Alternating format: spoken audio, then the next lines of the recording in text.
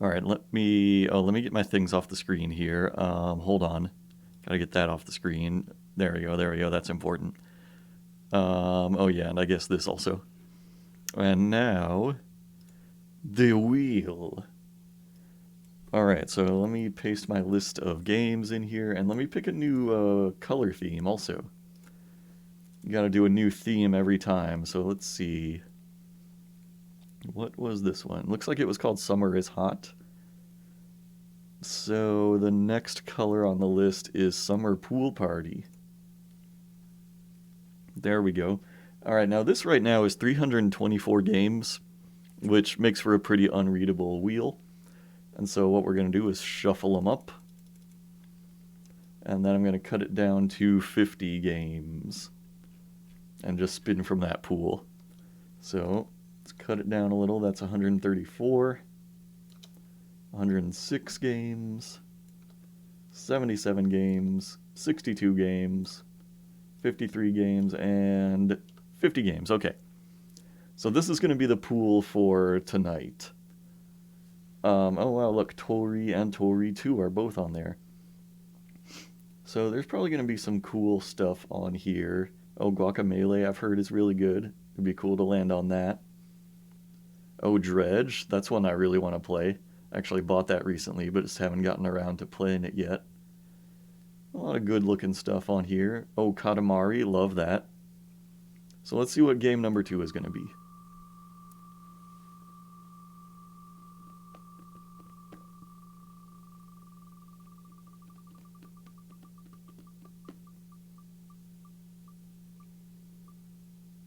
We got, looks like it's Doors Paradox. Okay, so before I start on the first game, I'm going to install Doors Paradox. So close to Thea 2. I think I played Thea 1 on a past game, Roulette, if I'm not mistaken. That was like a fantasy, like, strategy game of some kind, right?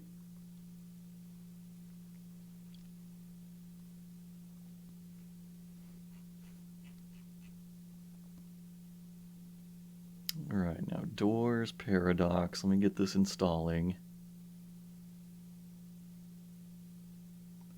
I think, yeah, it looks like Doors Paradox was a very recent free giveaway on the Epic launcher.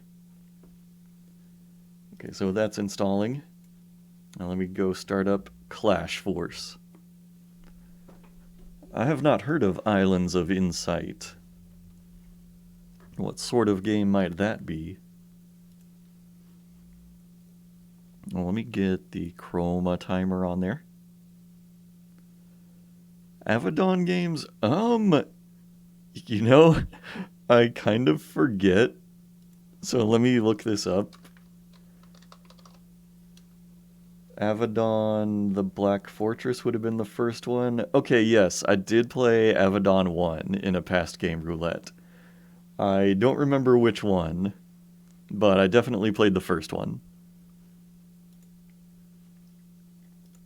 Alright, I'm going to start the timer on Clash Force.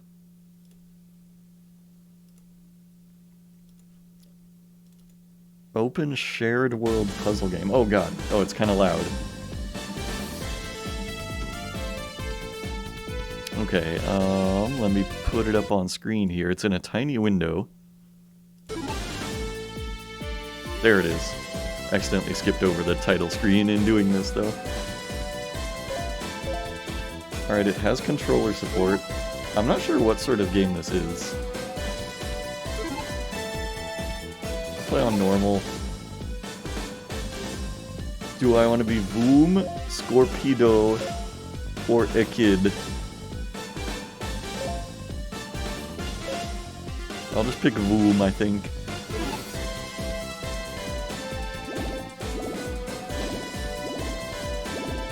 The thing I kind of don't like about this is, like, in the menus it makes me use the analog stick instead of letting me use the D-pad. Crackman and his evil forces invade. And only the Clash Force can stop him.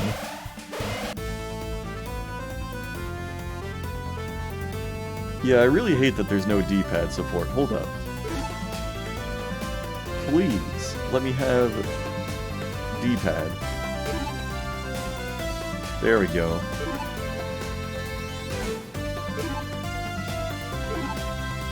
Thank you.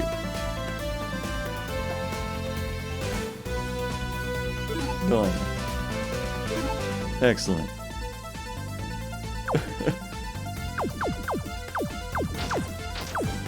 Alright. This kind of has like Contra / Mega Man vibes to it.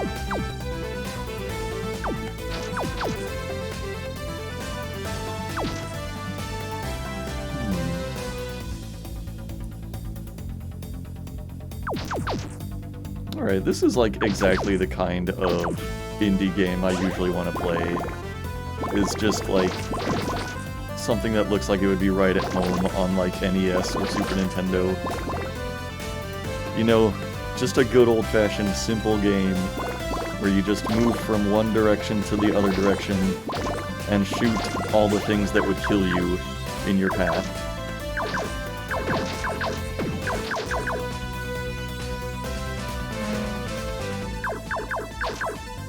I'm not sure what this power-up is I have gotten.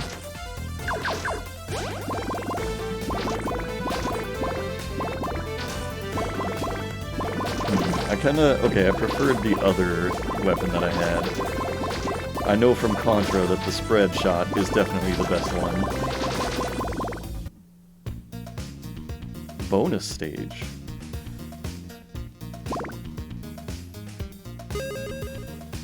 I got something. Ooh, that's a good weapon, okay.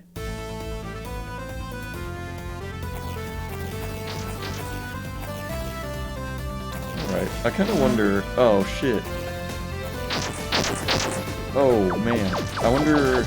Oh, no, you lose your weapon if you take a hit. That sucks. I wonder if this is going to be more like Mega Man style. Like, am I going to fight a boss at the end that gives me some new weapon that's effective against a later boss?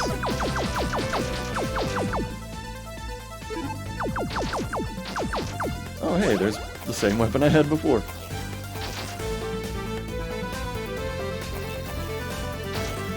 Tell you what Contra's got that this game doesn't got is directional aiming.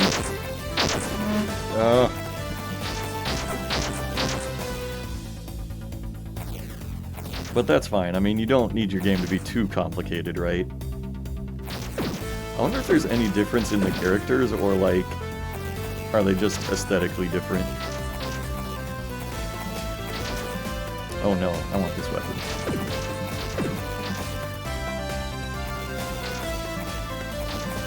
You know, if I was going to make a video game myself, if I had any knowledge of how to do that, I would probably be trying to make something like this. Back to bonus stage. What if I get a worse weapon, though? Oh well, the 3 spread is pretty good, too. Whoa.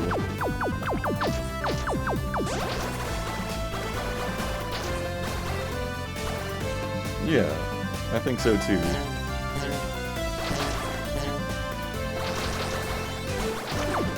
Oh man. Oh no! Alright, I'm gonna have to get serious on this level, I guess. These jumping fish enemies are rough.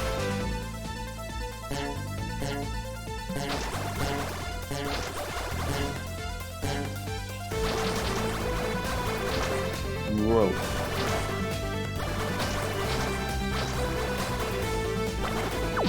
Damn, son.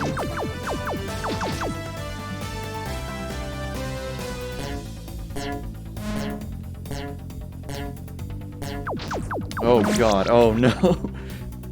Okay, alright, I got a little psyched out there. Whoa, whoa, whoa.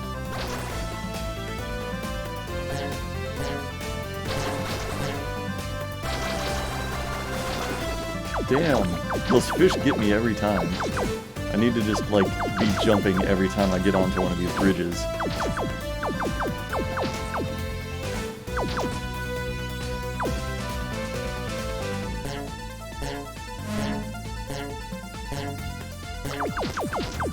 Oh, man. Well, I don't seem to have a limit on lives, at least. Which is good, because I'm kind of playing like ass right now.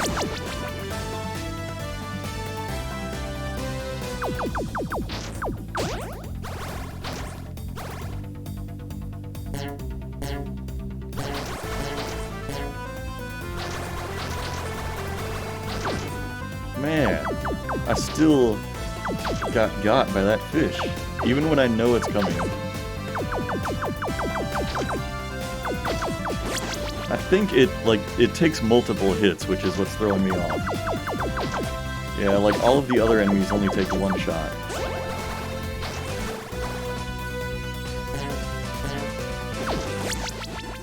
Tried to get too fancy.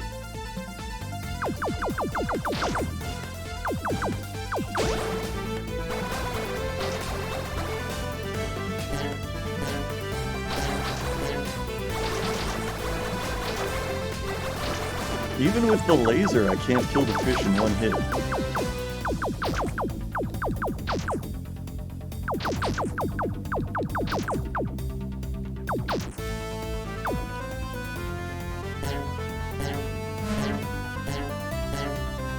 Okay, I've never made it past this part.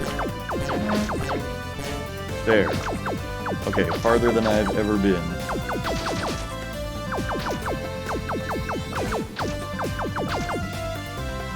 My favorite game? Oh man. That is a really challenging question. Because, I mean, there's like games that I could go back and play like any old time and still love them. Like, Mario 64 is like a good contender for that. Or like Cave Story. But then there's also like games that I feel like I could play forever and like never get tired of them. Something like RimWorld would be up there for sure. I have laser again. I mean, Dwarf Fortress is definitely up there too, but I haven't actually like played Dwarf Fortress in a long time. Not since the Steam version recently came out.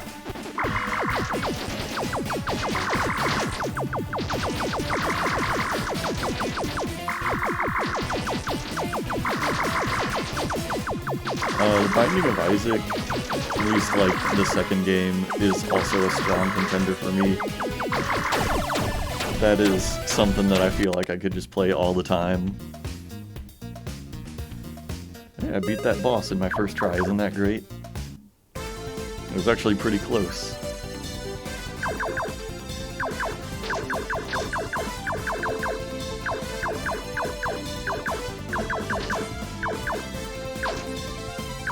Oh god, oh no, oh no.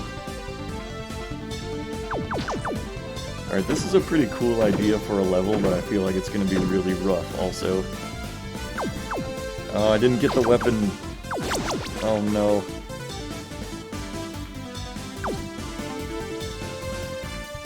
Yeah, like, this... okay. This set of platforms is gonna give me, like, so much anxiety.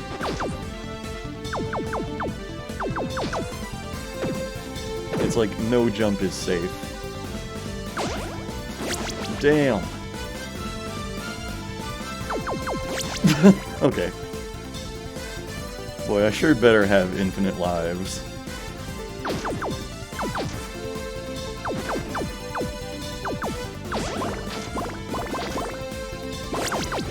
Man, okay. This might be the level where I get really stuck.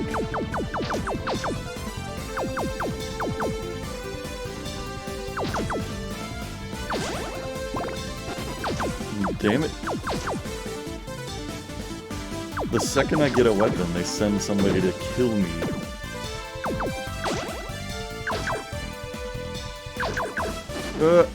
Shit. Maybe I need to just speedrun this level and just, like, jump from platform to platform. Can I skip 2 platforms? Sometimes. Missed the weapon. Got hit by the enemy, though.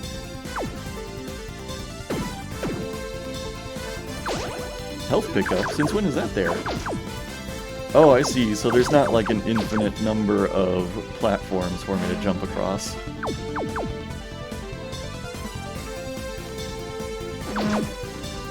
This, okay.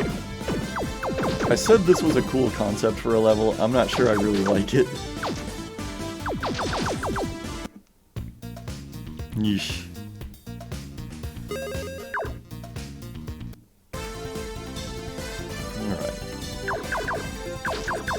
Oh, why? What about you, Ziggy? What's your favorite game? Enough about me.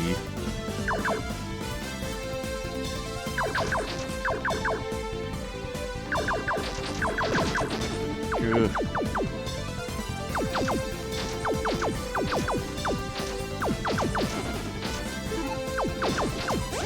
Oh, man.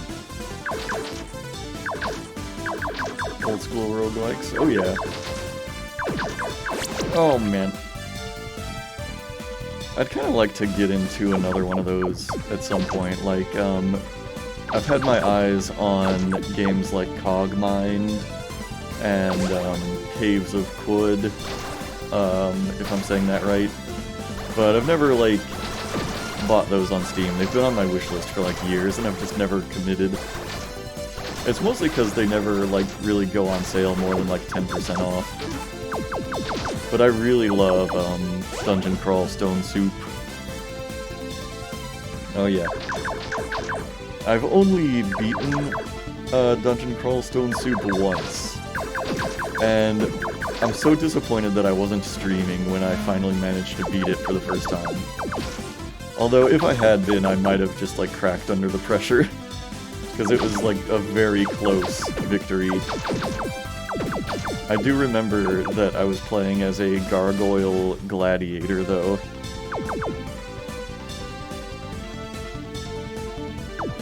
Is it just me, or, like, is this screen getting darker on this game?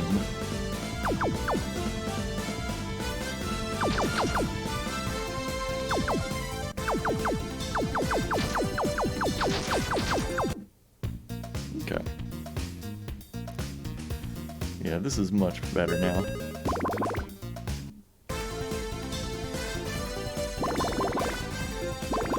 Yeah, even between levels it feels like it's... Okay, now it's getting nice and bright. Cool.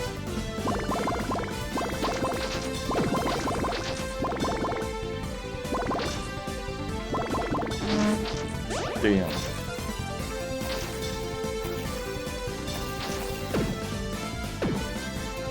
Ooh.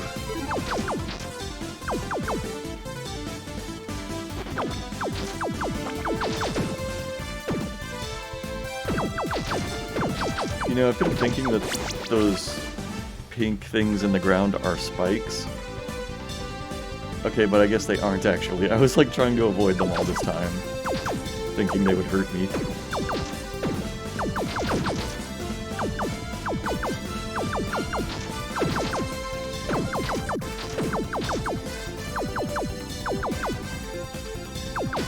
Oh, other contenders for like favorite games of mine are like basically the whole like Dark Souls franchise. Dark Souls 1 was amazing when I first played it. Love Elden Ring. I think it's the best one they've made yet. I really want to replay it at some point. Maybe even stream like a randomizer run of it.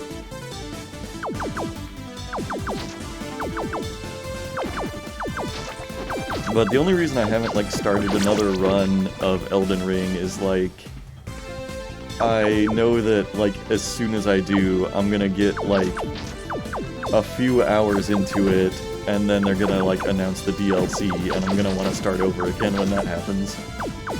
Well, I mean, they've announced the DLC already, but like I'm sure they're going to like confirm the release date like any day now.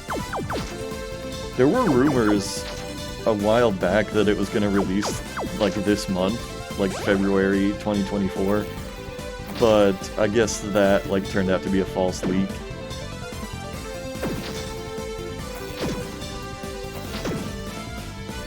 But I think as of...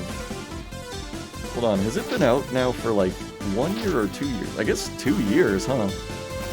Like, this month is gonna be the 2nd anniversary of Elden Ring, and like, that DLC is still not out.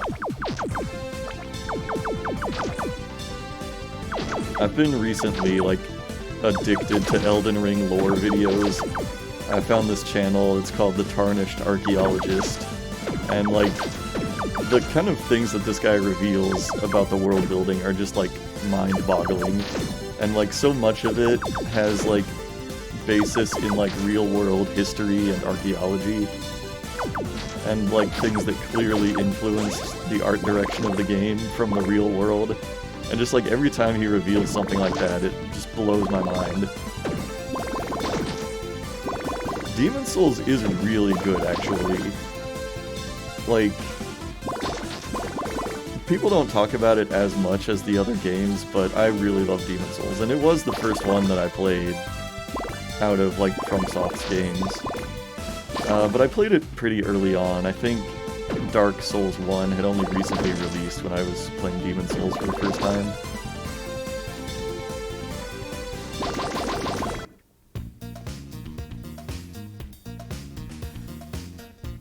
Okay.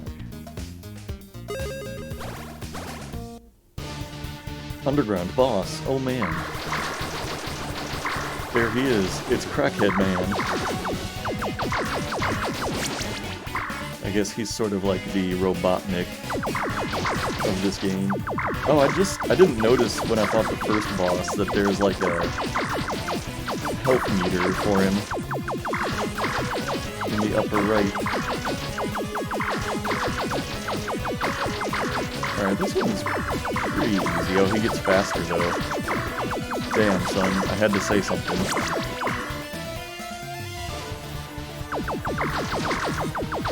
Yeah, I will say, like, the unfortunate thing about me playing Demon Souls was, like, it was a little bit too late to really get to, like, engage with the online community. I mean, obviously hints were around, but, like, not once did I get to summon anybody or get myself summoned in any way. Which was kind of sad. Because, like, one of the bosses, they ended up doing this in later games too, but it involved like summoning a player from another game to fight you as the boss. And I'm kind of sad I didn't get to engage with that. They have like a placeholder NPC that you fight if they can't find anybody online for whatever reason, and that's just what I did for that boss. I would love to play the remake also, but that is currently the only PS5 game I have any interest in, so I can't justify buying a PS5 just for that.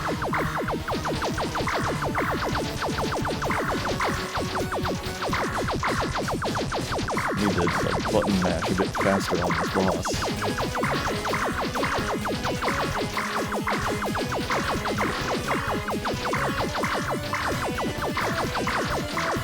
Oh no, I did it again.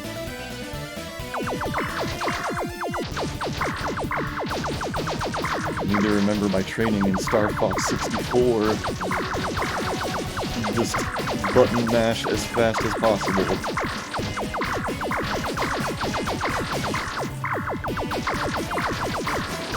Ooh, there we go. Whew.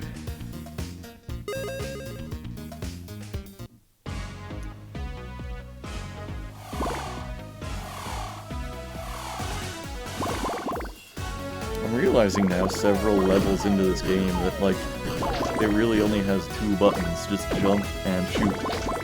There's no kind of, like, special moves or side weapons, like a Castlevania or something might have.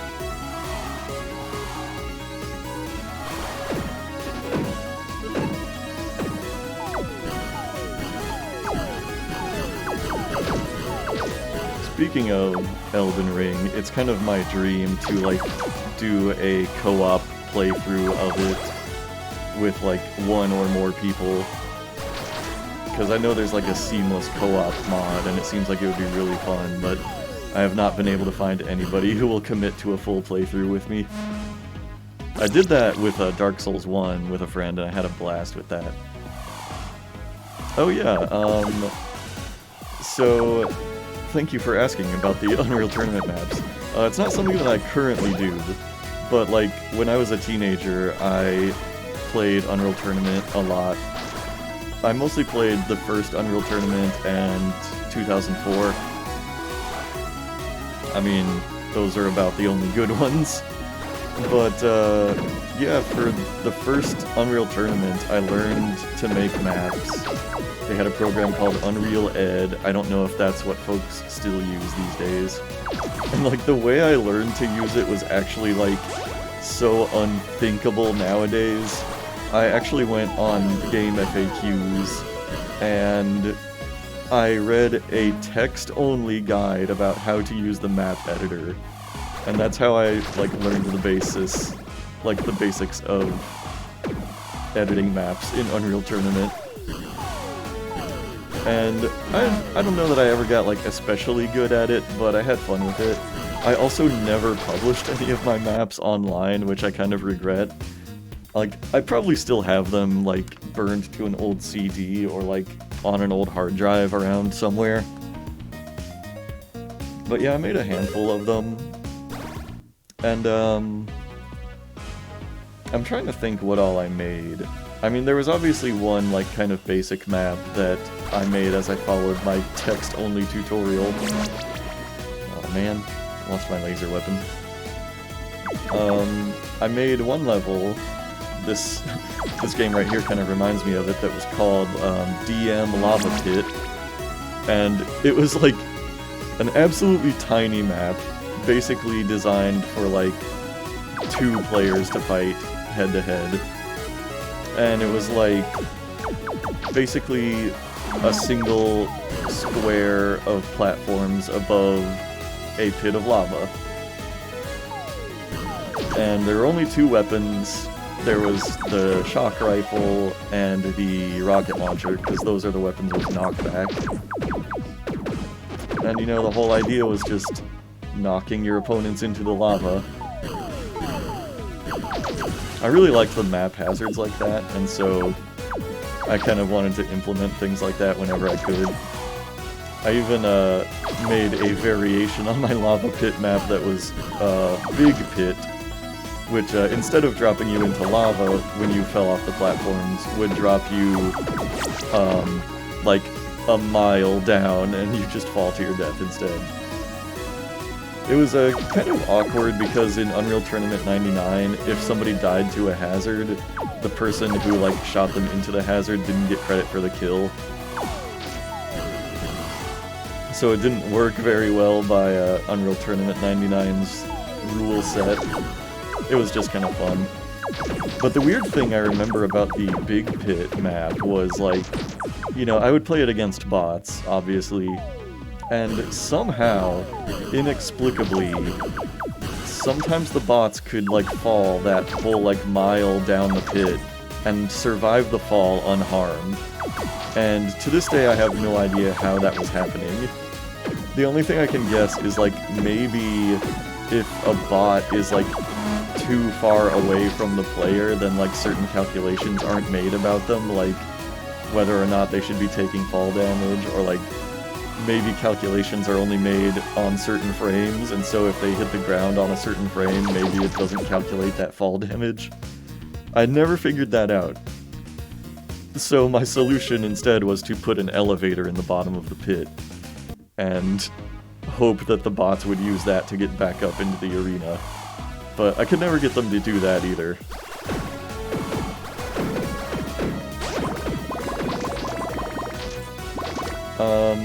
What else did I make? Another map that I made was, DM Toilet Bowl.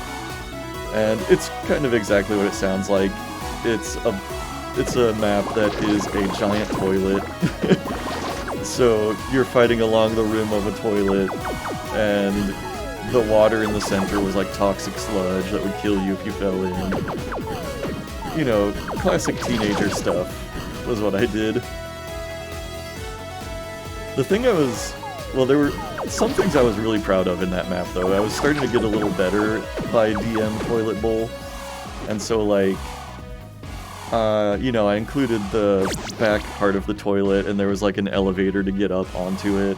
And if you pressed the flusher, then the seat would lower and it would crush anybody who was down below, unless they retreated to like a specific point near the brim. It was just like a fun little spectacle to include, I guess. But then I also included this like secret elevator thing that would take you over to a nearby sink. And if you pressed the like hot water button, like the hot water faucet, then the drain of the sink would open up, and that's where you could find a secret weapon. You could find the Redeemer in there. I was pretty proud of stuff like that. But being that like I didn't really play online, I mostly like had to play these maps with bots, and I could never get the bot pathfinding to like really be good and like interact with all those interactive parts of the map, which was a shame.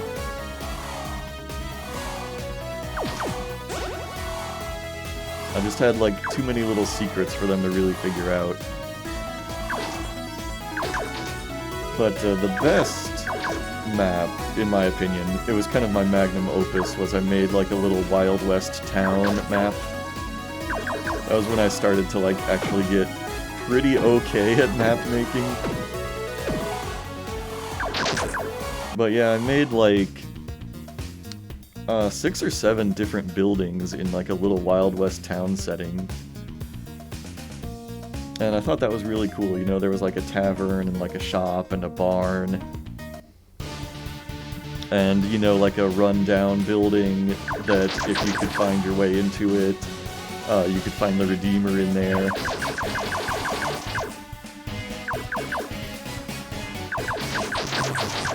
Oh, this boss could be a tricky one.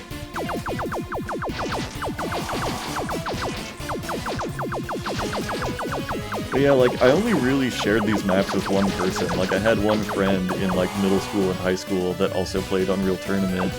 And so I would literally, like, email my maps to him in a zip file and let him try them out.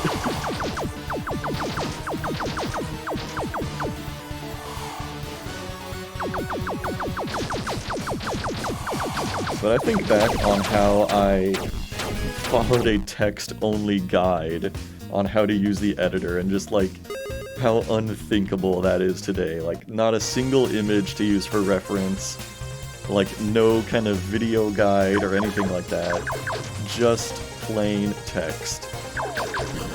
And I actually like pretty well learned how to use the editor through that.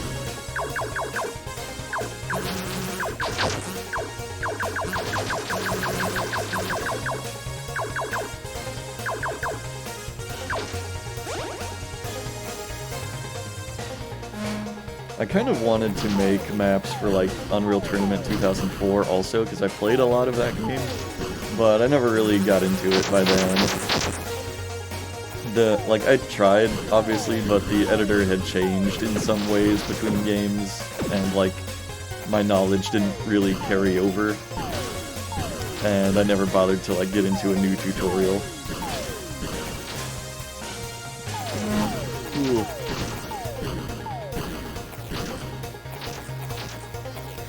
Oh yeah, there was another map I made. It was like DM Octagons or something, and it was literally just a field of octagonal platforms floating above a giant pit of lava. As I said, I love my lava pits. And that one was okay, but it was like yet another case of inability to get the bots to properly engage with it. Because, like, each platform had a different item on it. Sometimes it would be a different weapon, or sometimes it would be an ammo pack. But I could never get the bots to jump around onto the different platforms. They would just spawn on one and then stay only on that platform. Bot pathfinding truly was my downfall in map editing.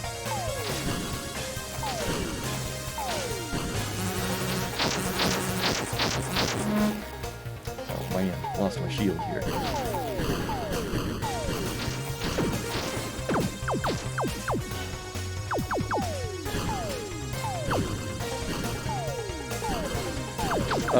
No, I never really got that much into game design. That was, like, probably the most intensive kind of game design work I ever did.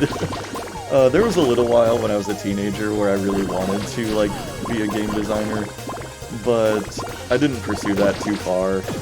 Like, I kind of lost interest in it around the time I was in college, because I started out, like, in computer science, but I just hated all the math that I had to do.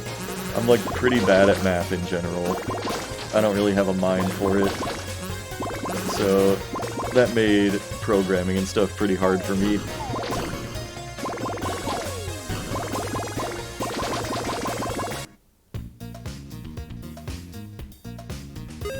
But yeah, other than that, like, I had this old Apple II computer. Like, you know, the one that would run the original Oregon Trail game. And I did a little, like, basic programming on that, but I never did anything more complex than making, like, you know, a Mad Libs program, like, fill in the blanks, like, prompt the user to input a verb or an adjective or a noun, and then output the story. Like, really simple stuff.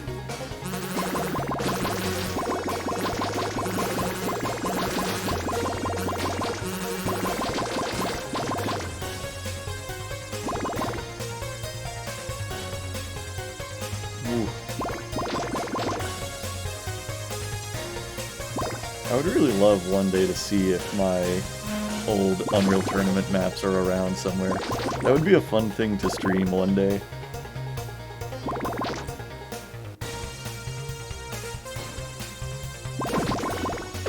Another thing I loved doing in Unreal Tournament 99 was, like, usually I would do team games like Team Deathmatch or Capture the Flag, and I would design a whole team of characters and, like, name them after my friends. And I think I also wanted to, like, make an enemy team that I would use all the time and name them all after my enemies. But then, like, I realized as I was doing this, like, I don't really have enough enemies in my life to do this. Like, there aren't enough people in the world that I really want to, like, shoot in a video game. So I ended up making the enemy team, like, video game characters and stuff, and, like, downloaded custom skins for that.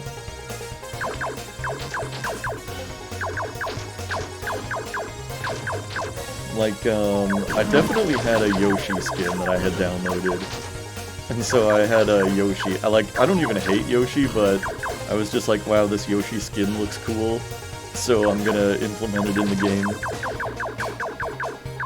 I think I had Mr. Burns from The Simpsons, and, like, this shitty Stewie Griffin Family Guy skin, which was, like, Stewie Griffin basically in a mech made out of Tinker Toys.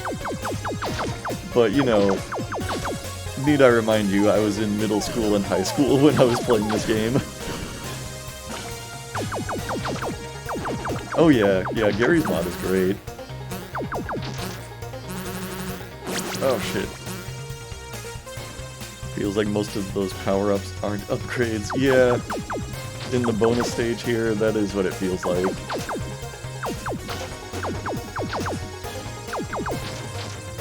Oh, it's also kind of a funny story how I got into Gary's mod, and, like, by extension, the Half-Life franchise.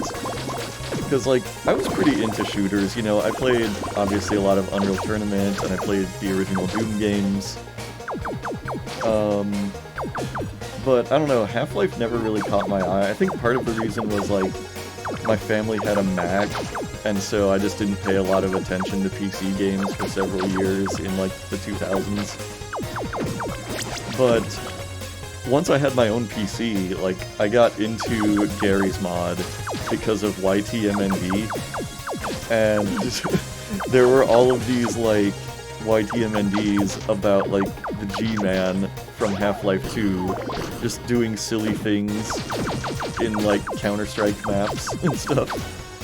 and I wanted to make silly YTMNDs about the G-Man, a character I knew nothing about, by the way, but I was like, damn, these YTMNDs are funny, and I want to participate in them.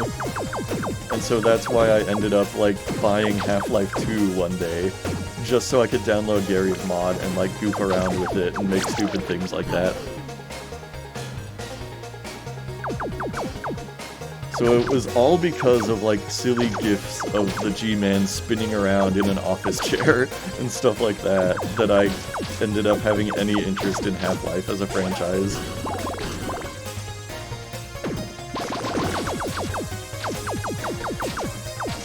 But even so, like, you know, I was like, well, you know, I bought Half-Life 2 so I could play Gary's mod. I might as well play Half-Life 2 itself and see if it's a good video game. And as it turns out, it really was. It was like one of the most mind-blowing games I had played at the time. You know, I had never played a game with like a full-on physics engine like that before. And so it was just like mind-boggling that I could like pick up a cinder block and then drop it somewhere else and it would like drop in a realistic way.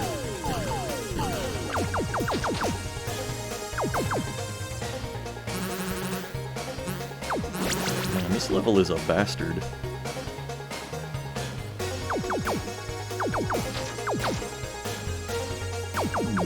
Yeah, I never looked into like map making for what is it?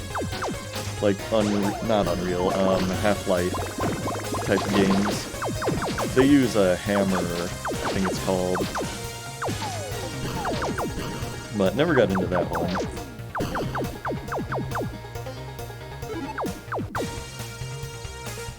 I kind of think maybe my time making Unreal Tournament maps impeded me getting into other map editors because I knew it was going to be like such a different process. Like such a different set of mechanics. It's part of the reason that like I've never switched over to a different video editor and I've only used Vegas like for all my video editing, is just like I'm intimidated at the idea of learning a new video editor, and so I just keep using one that's like just good enough for me.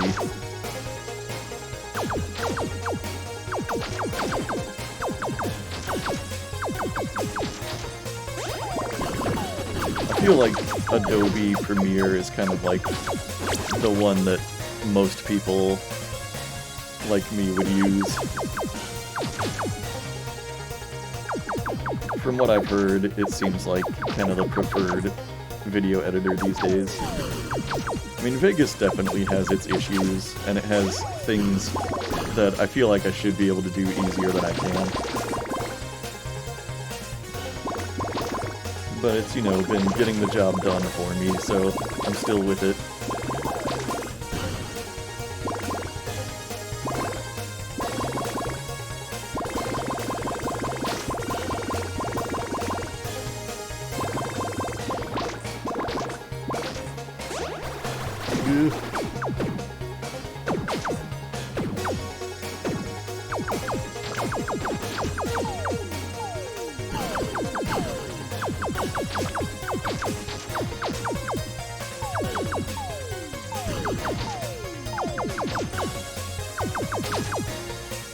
I'm really like locking in for this sequence. I really don't want to die again in the same spot.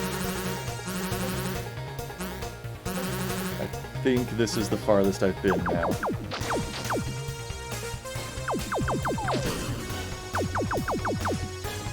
Okay.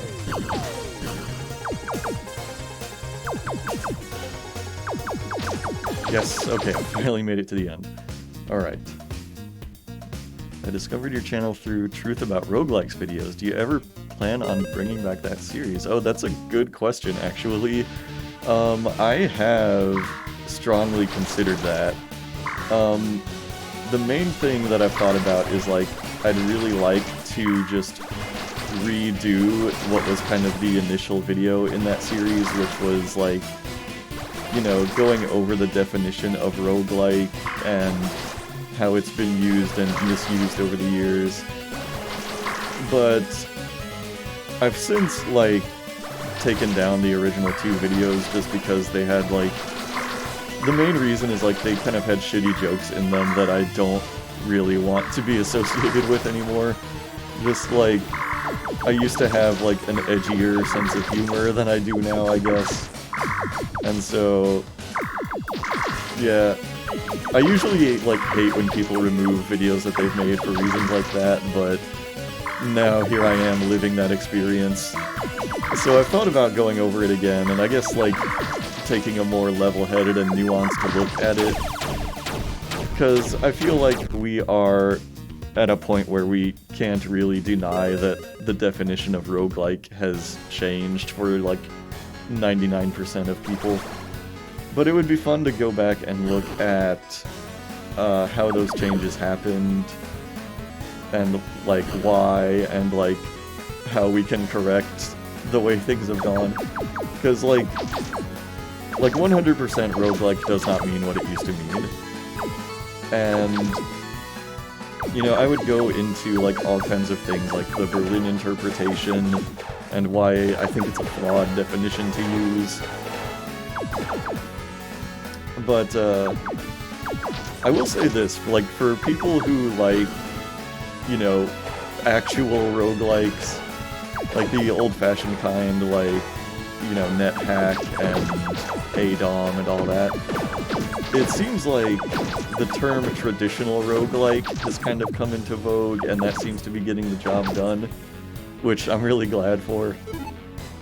Because, like, there used to be no, like, good way to differentiate when you were talking about, like, the old-fashioned style, with, like, the turn-based, grid-based movement and all that. There was a time when people tried to say, like, oh, let's use roguelike for the old-fashioned kind, and then use roguelite for the newer stuff. And I think developers and players of the newer type didn't like that because they thought the term light implied that the game was, like, for casuals, I guess. Or, like, wasn't difficult. And so, yeah, there was just basically a time where roguelike and roguelite were used interchangeably. But now, like, I never really see people clinging to the term roguelite anymore, because, like, it's gotten kind of pointless.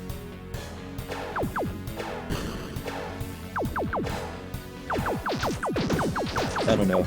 Like, I mean, I enjoy both kinds of games. I'm not, like, somebody who is trying to gatekeep people enjoying the newer style, like the roguelites. I absolutely love them myself. It's, like, for me, it's just a matter of terminology. Is, like, I just want there to be clear-cut definitions, is all I care about.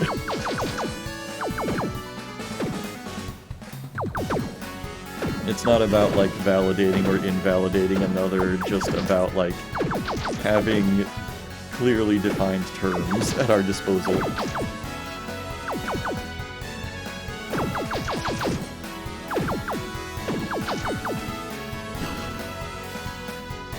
This is probably going to be the last level, and then I'll switch on to the next game. I'm probably going to die here. Let's be honest. Yep, okay, they got me. I didn't know there was a fourth laser. Alright, I'm gonna call it quits right here. But overall, that was, you know, pretty cool game.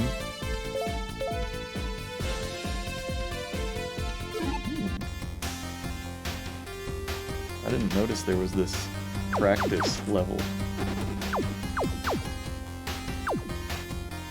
Shoot item copters and upgrade your weapons. Self-explanatory.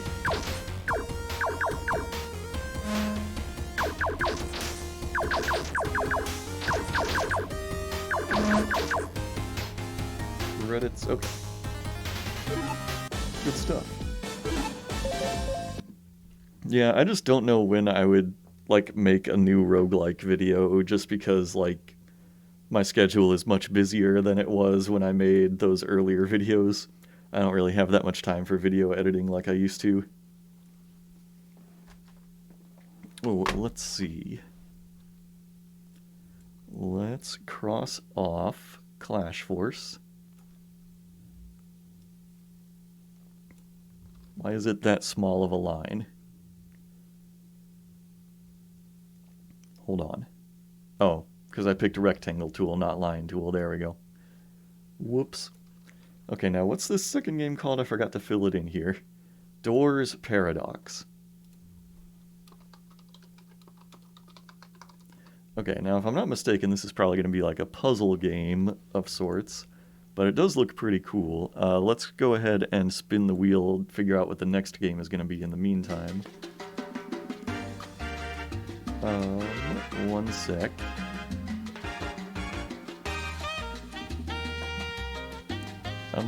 There's the wheel. Okay, got it back. Okay. There is really like a lot of good stuff on here. I want to try out Ender Lilies.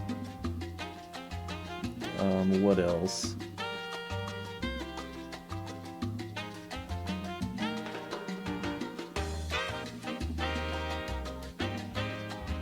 I really hope it lands on Dredge. Dredge is something I've wanted to play for a long time. I mean, ever since I found out about it, I guess.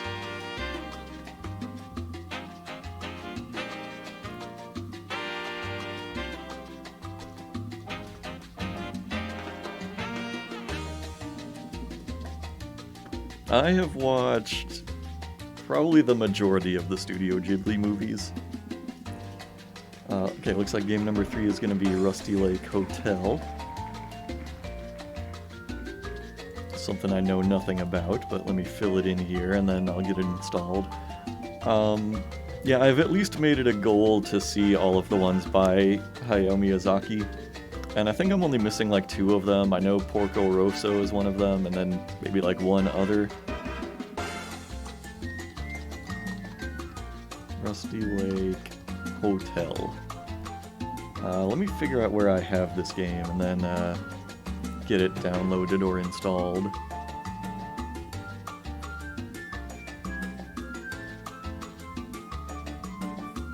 Let's see, where do I own this game?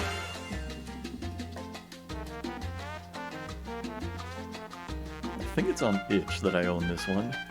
So let me find it real quick before we start the next game.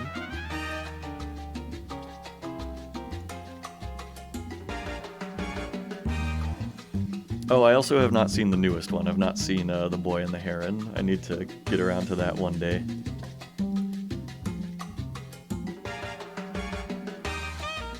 I think my favorite is probably Castle in the Sky, which I think is kind of an unconventional pick.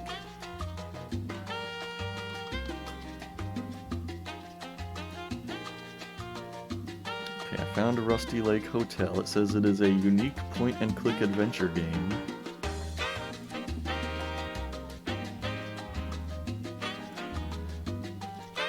Okay, so that's downloading.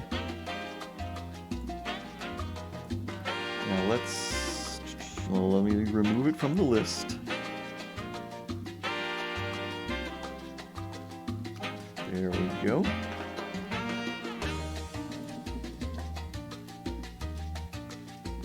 Oh, right. I do need to change the game on Twitch.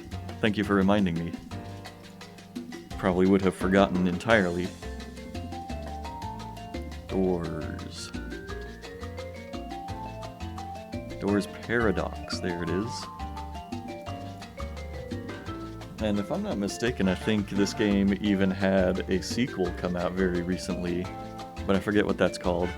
I've been seeing it on the Steam homepage. In fact, I'm going to look at that right now. See if I see what it is. Oh yeah, it was called Boxes Lost Fragments. I think it's the same developer. I mean, it looks like the same game.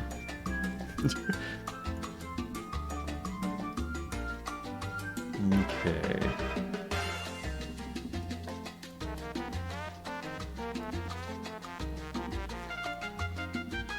Doors Paradox. I'm about ready to launch it up here.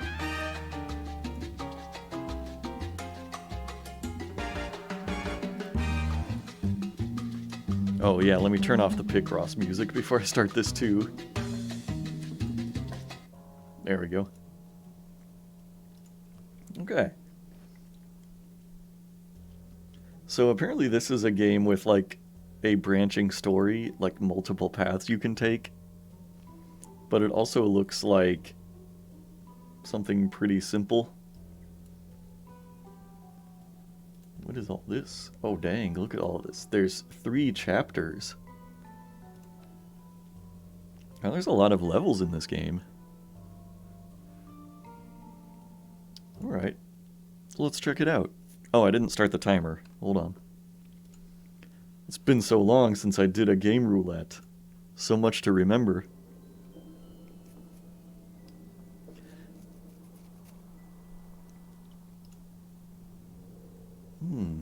Rotate. Whoa. Take the object. I got the hook. Swipe to look around. Is this an iPad game that has been adapted to desktop? The doorknob. Take the doorknob.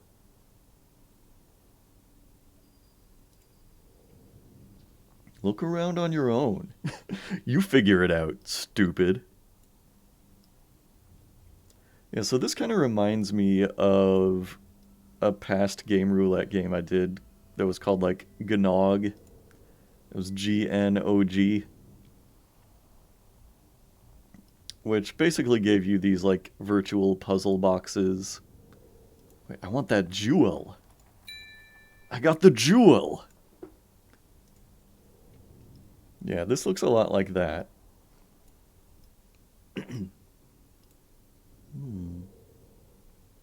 Pull the rope. Oh, snap.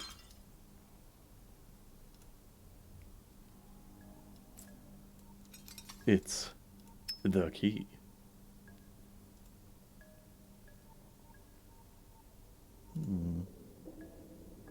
Swipe the lock. It's a clover. Dear me, you've been in a bad accident. Please follow me. Oh, hi. Nice. I've got 3 people here now. This is like a new record.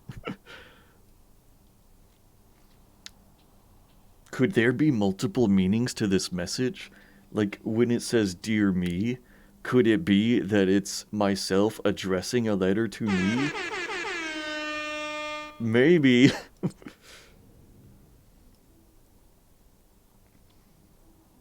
Whoa. 3 is a crowd. Well, I'm all for having a crowd then. Okay, so I bet I can use the key here.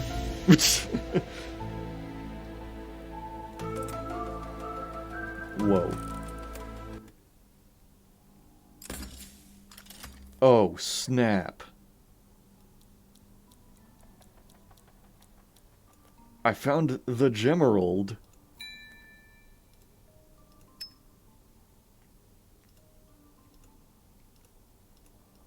Now what could this be? Do I need to put the doorknob on there? No, I guess not.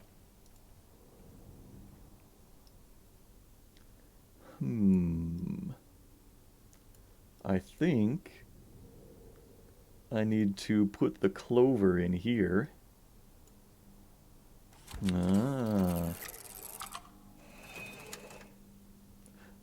The hooks. I need them. Alright. Well, I'm glad people are here now, because if I am really stupid and can't solve the puzzles, maybe people can help me do that.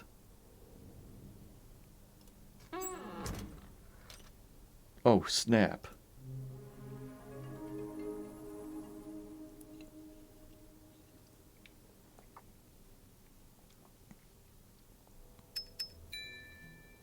Look at that, I got both of the Gemeralds.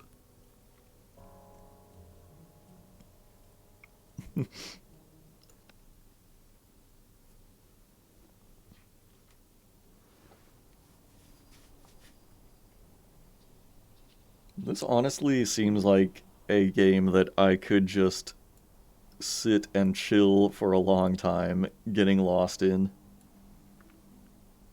Outsourcing puzzles to chat in this economy? You know, you gotta put in the work if you want to get something out of it. Yeah, fuck that pot. Gem collected already.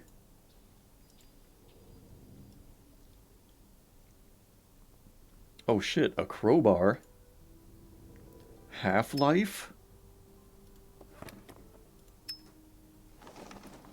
I am a messenger of chaos, and I mean you no harm. That's exactly what a messenger of chaos would say.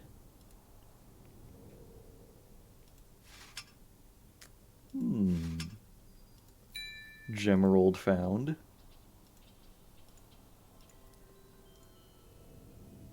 This is one of those games that is like bordering between like game and toy.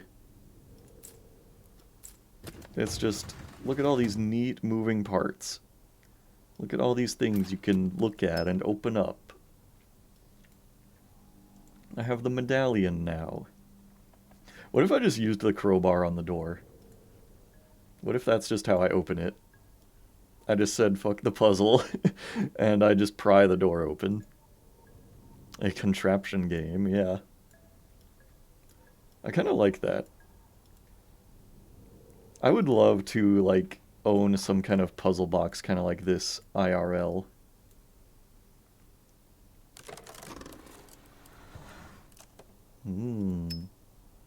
I have the ring.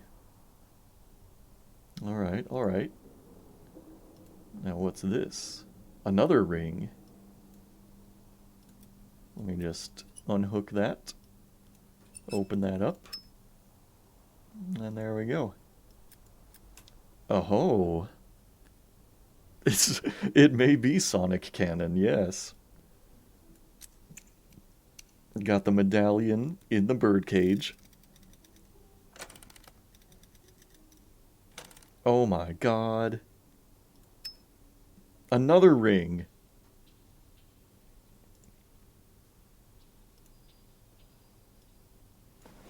Oh, it's the coil. Ooh. Aha. The Chaos Emeralds are mine. Ooh. I see, I need to like... Oh, did I solve it?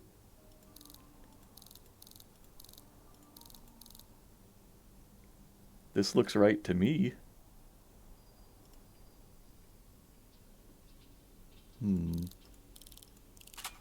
Ah. Man, I'm so smart. Look at me finding the key.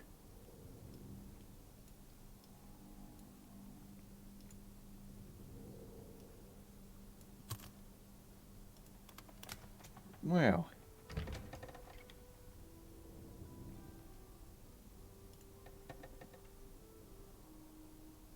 This is just, you know, just a nice little game.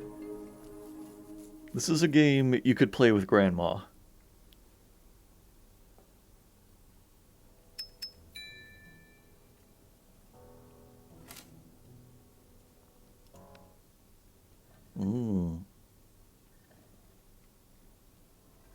Grandma approved gaming. Oh man. This level has a hammer. Sweet. So now I can just bash the door open. Damn. If they don't want me to bash the door open, they should stop giving me blunt instruments. I see. Need blue gemeralds and red gemeralds to get green gemeralds.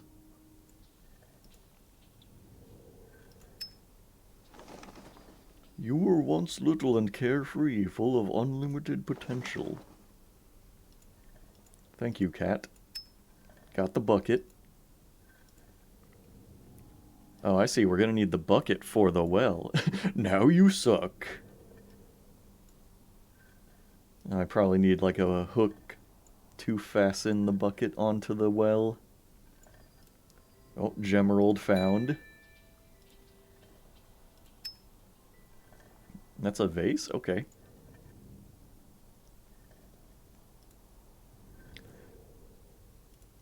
I bet I need to, like, make sure there's an equal amount of water in both vases.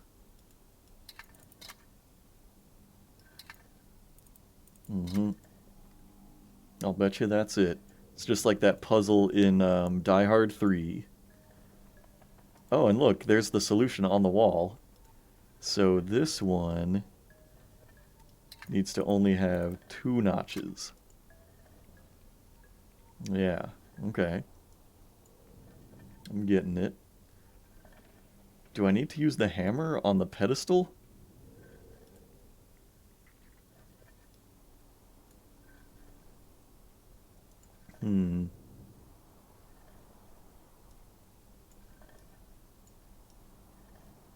What could this be? Hammer on the vase.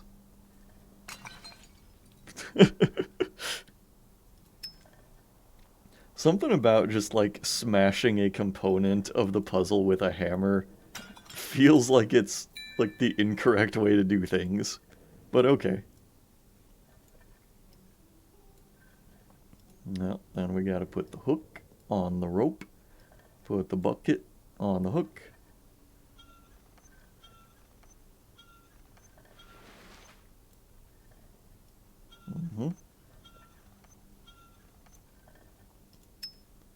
Bucket with water collected. Wait a minute, that well doesn't go anywhere. How did it get water in there?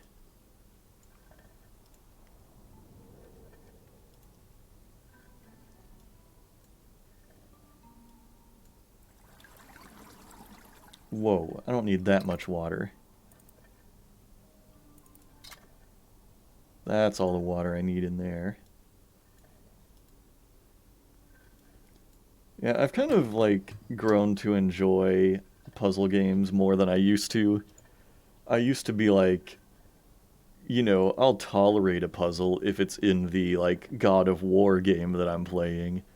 But I don't want to play a game that's nothing but puzzles.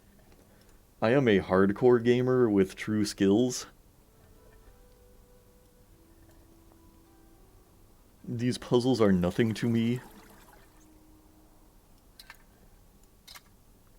Alright, that should do it.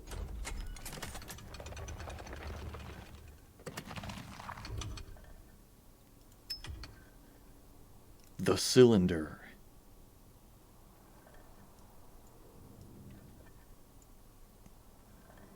It's here.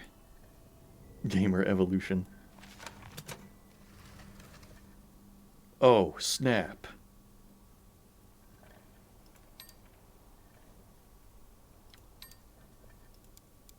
Ooh, what?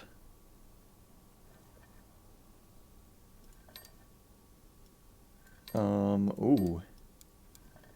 Tricky. Okay, let's get that. Then, whoop. I need the blue one over here. And the green one over here. Puzzle solved.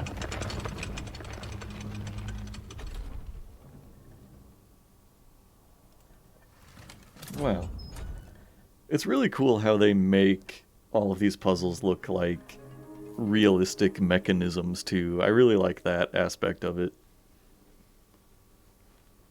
He's a genius. I can put the square peg in the square hole.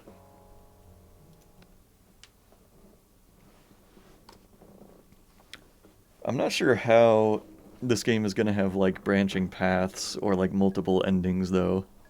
Maybe it's just a matter of, like, did you find... Maybe it's a matter of did you find all of the Gemeralds or not find all of the Gemeralds. Give me that scroll.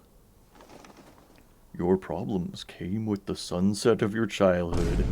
Damn. They were so real for this.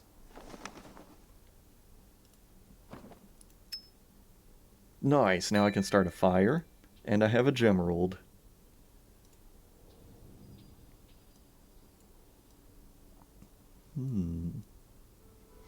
The door lore. Now, they have given me yet another weapon. And, you know, I must point out, I could just use axe on door. And I feel like this would solve most puzzles. Every time they give me something that looks like it could force a door open, I'm going to try to force the door open with it. What's down here? Red part. Oh, there's the gemerald. Is this like an... Oh, it's a little wood stove. My great aunt actually had one of these, like, in her basement.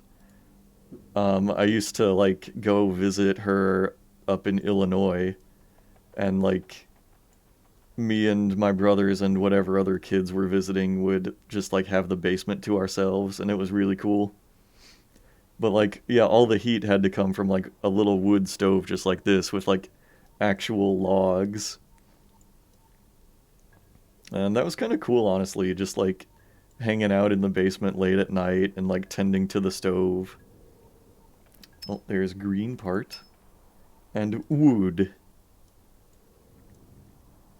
Alright, we Minecraft now. I need to put the log over here. Use axe on log. Wow, a three-way split. It doesn't let me take the axe back. Dumb. Heard you enjoyed the Homunculus manga. Have you read the entire series? I've been wanting to get into manga myself. So, funny you mentioned that. I have not finished Homunculus, no. I have read, I guess, the first 4 volumes now. And the editions that I've been reading, like, it's not really too clear, like, where the, like, chapters and volumes divide. So I don't know. I have kind of mixed feelings about it after, like, the second, you know, 2-volume book. I don't know. I'm probably still gonna keep reading it, though. It didn't, like, become atrociously bad or anything. It's just that, like, a large portion of the 3 to 4 volume book had to do with, like, the main character, like, basically trying to sexually assault a high school girl. And so it definitely took a turn that I was not hoping it would take. So, yeah, I don't know. The first couple volumes, I was, like, super into the series, really loved it. And then after, like, that second book, I was like, maybe I'll keep reading.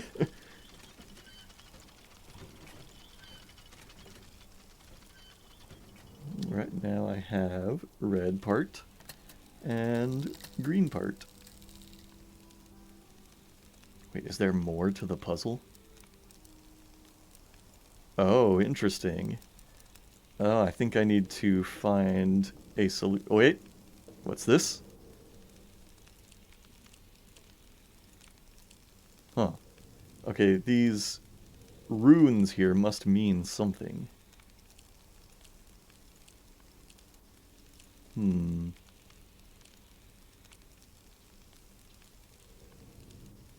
Oh, I wonder...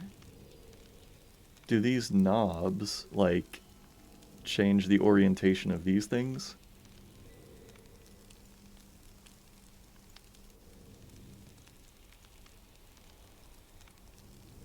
Maybe?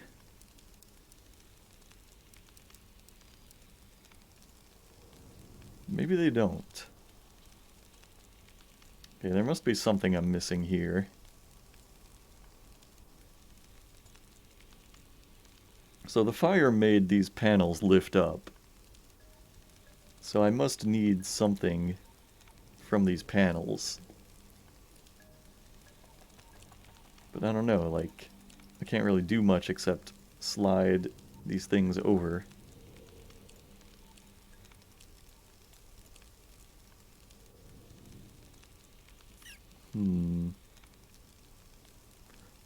Wait, maybe now doing this would change something. No, it looks exactly the same. Oh yeah, guesses are welcome, definitely. Because, like, I'm out of items to use now. I can't take the 1 and 2 pieces back out.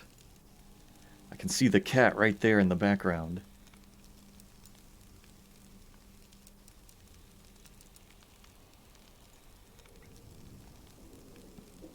Move the right part up and down.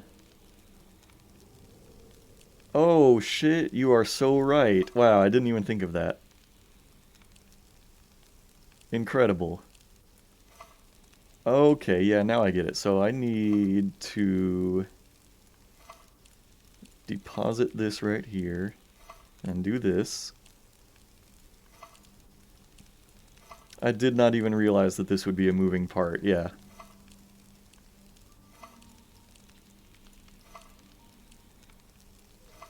Wow, okay. I may be stupid.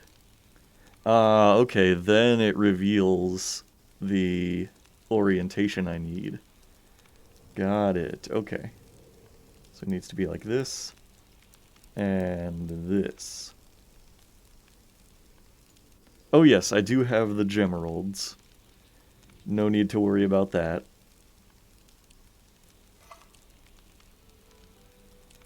Now this needs to go up here. This can be right here, and I need this. Oh no, wait. Remove that, move this, take that up there, and then boom. Alright. So this one was in the middle, and then this one, wait, was it here? No, here. No, wait, here. Wait, where was it? Okay, yeah, it was here. No, wait, this one's off by 1. Hey.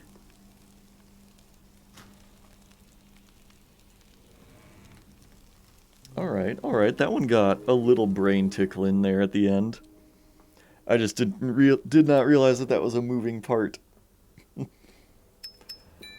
Oh yes! I have 420 on both of the gemeralds.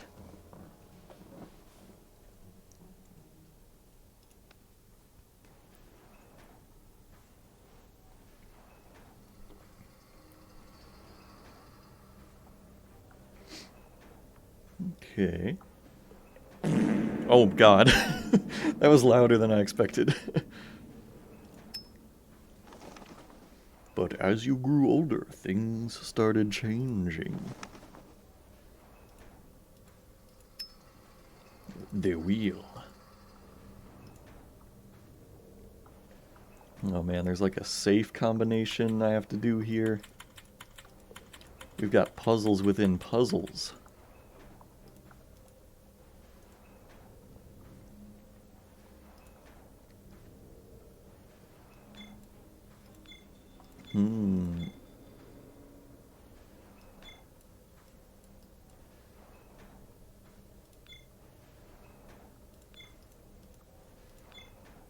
Curious. You know, I have never played Myst, but I imagine Myst was kind of like this. Where you're like exploring that whole island and like finding the solutions to different puzzles in other puzzles. I do own Myst, and I've always kind of wanted to try it. But never got around to that. Like, my vague awareness of Myst as a kid had me thinking like, man, I bet you have to be a genius to beat a game like that. I bet the puzzles are so challenging. And I always kind of wanted to see, like, how far I could get in Myst without a guide. Got the band.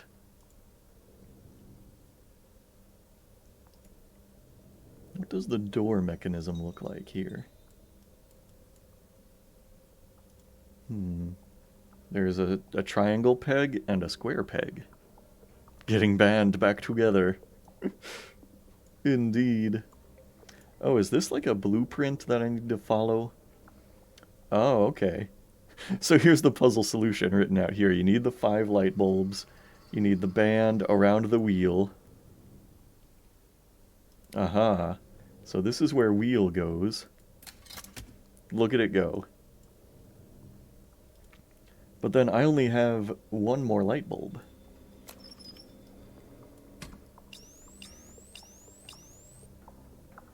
Damn. Where is the last light bulb? Maybe it's in one of these. Maybe not. Also, is there anything that looks like it might be a safe combination here? Well, there's a lot of numbers here. YouTube channels that I watch, let me think. I mean, I watch some, like, really big popular ones, like, I like Red Letter Media, and I'll usually watch, video game donkey videos. I was talking earlier about that Elden Ring lore channel called The Tarnished Archaeologist. I really like that. And there's like a few FromSoft lore people that I follow.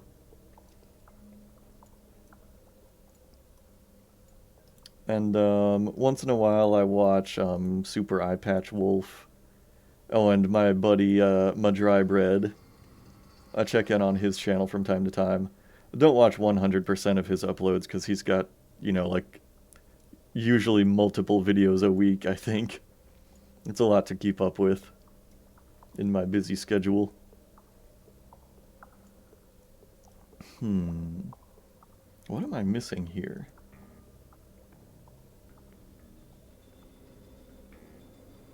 I haven't seen anything that looks like it could be the safe combination.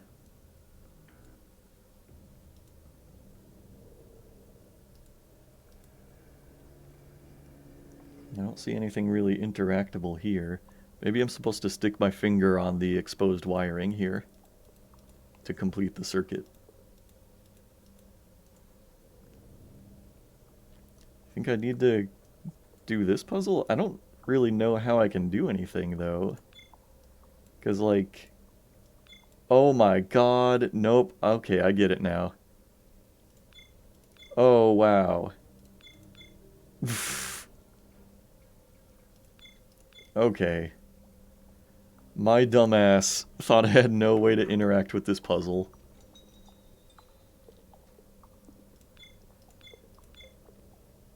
Oh, this is hard.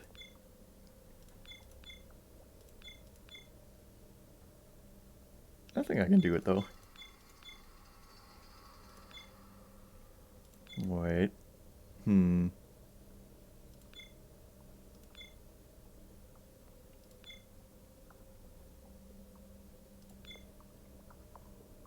Oh, man.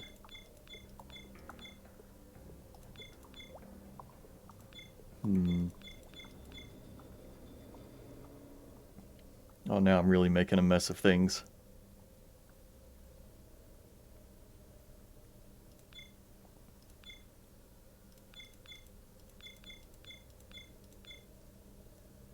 What am I doing?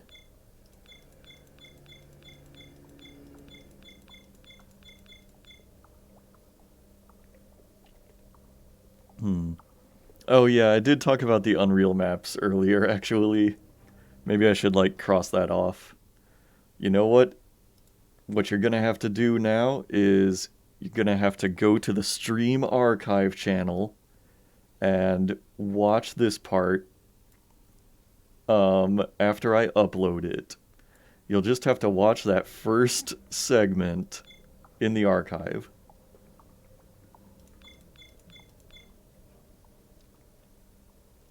I would take a hint, yeah. Because I'm kind of playing like a fool here, I think.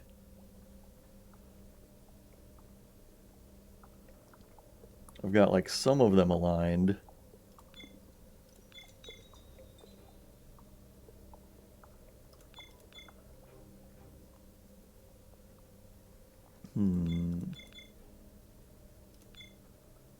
Oh, now I just need to switch these two. I'm actually so close.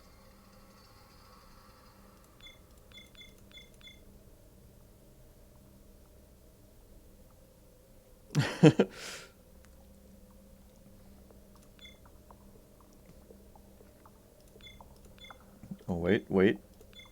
I did it. I cooked. I have the gemerald. And the light bulb. Puzzle solved.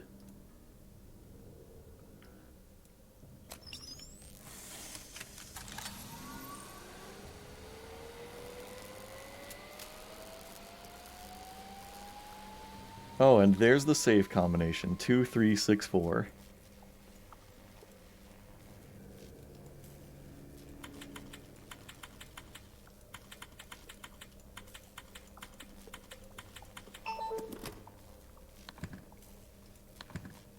The keys. Triangle key and square key.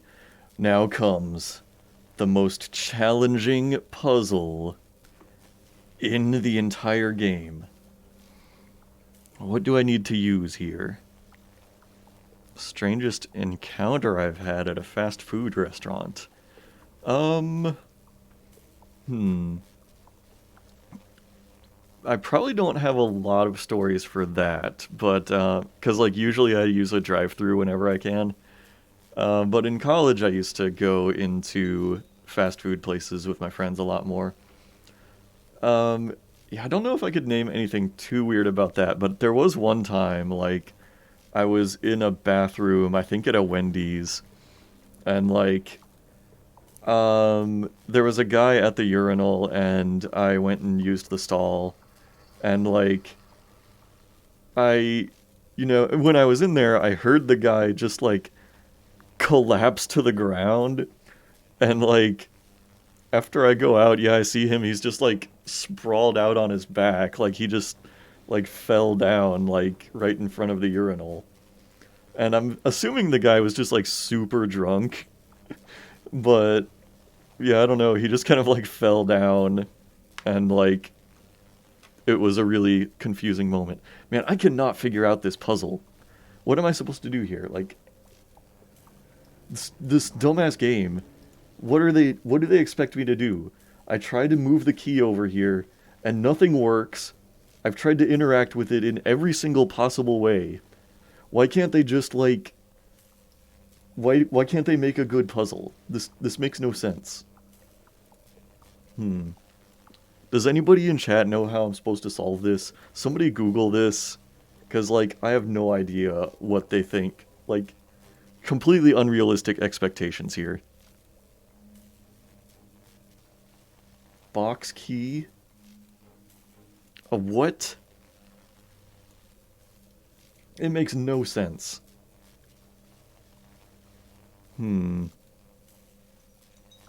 Triangle key? Wait, you mean this? That item we picked up, like, way earlier in the game? Wow. How was I supposed to know that? So I guess this is the only item I've got left. I guess I have to use it here. Oh my god. How was anybody supposed to figure that out?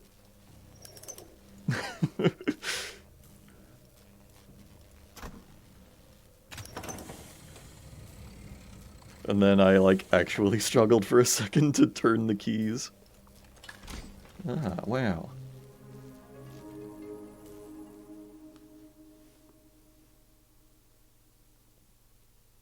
Yeah, I do wonder, like, where the branching story paths apparently come from in this game. I wonder, like, if you just purposely decide not to pick up any of the gems, do things happen differently?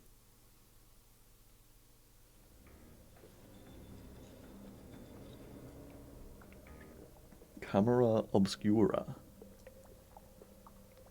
Well, I see the red gem already.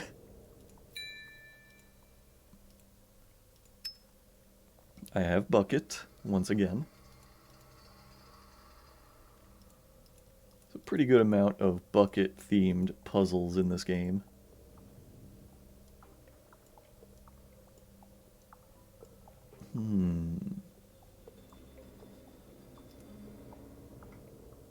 Maybe I pour the bucket of water into the gutter. Whoa. So I went to the movie theater once, and before that I was at a Five Guys, right? Nice. But I forgot my bags at the Five Guys. It was raining, and the pavement was very slippery. I was kind of in a hurry to catch the movie, so I started running, but as soon as I took my first step, I ate the pavement. My friends that I was going with at the time had a good time. That's awesome.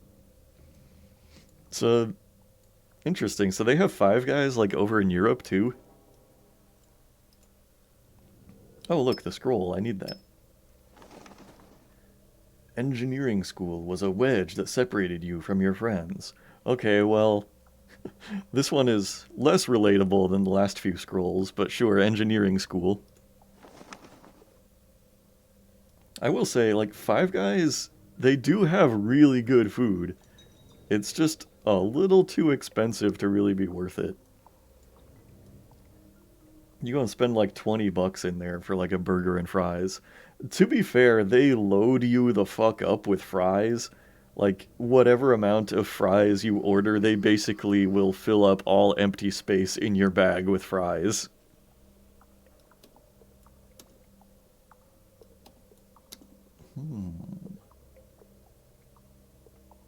What have we here? Is this something I need?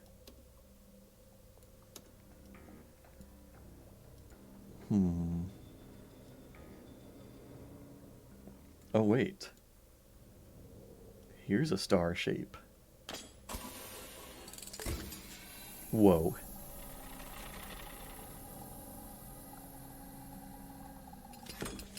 Speaking of eating the pavement, my two front teeth, like right here, are actually like broken. I mean, I've had them repaired, obviously, at the dentist, but when I was a kid, I broke those two front teeth when I was sledding. I was like riding on a sled, like on my belly instead of like sitting on it like a normal person. And, like, you know, I was in my neighbor's driveway and I just like hit a chunk of ice or something that like stopped me dead and my face just went like straight down onto the pavement, broke my front teeth. That was when I was like 10 years old too. It sucked. Like if that had been like a year or well, if it had been a few years earlier, then it would have just broken my baby teeth and it would have been like no big deal. But yeah, like I had only had these teeth for like 2 or 3 years and then broke them in half.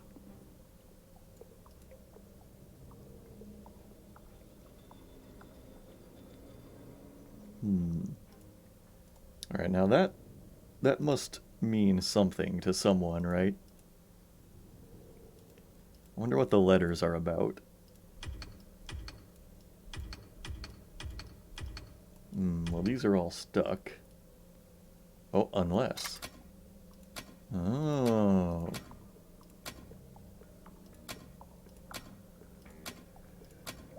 Okay, I don't know anything about how to solve this, though.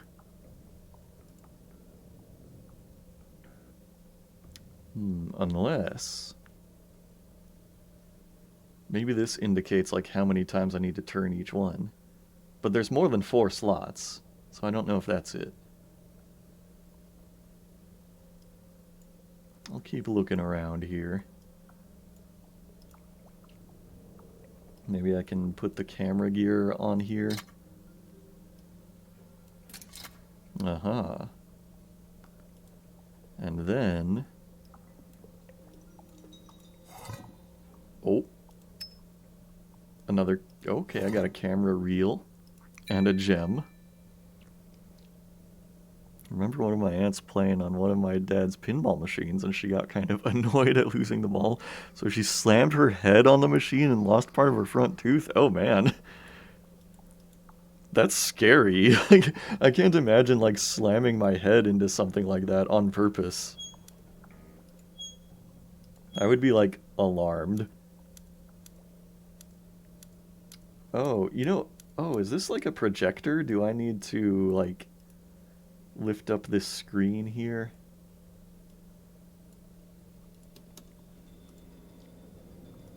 Wait, hold up. Let me put the reel in the camera here. Yeah, it's a projector. Okay, so I just need to figure out how to raise this. What is this Steam Man poster? I want to get a closer look at that, but it won't let me.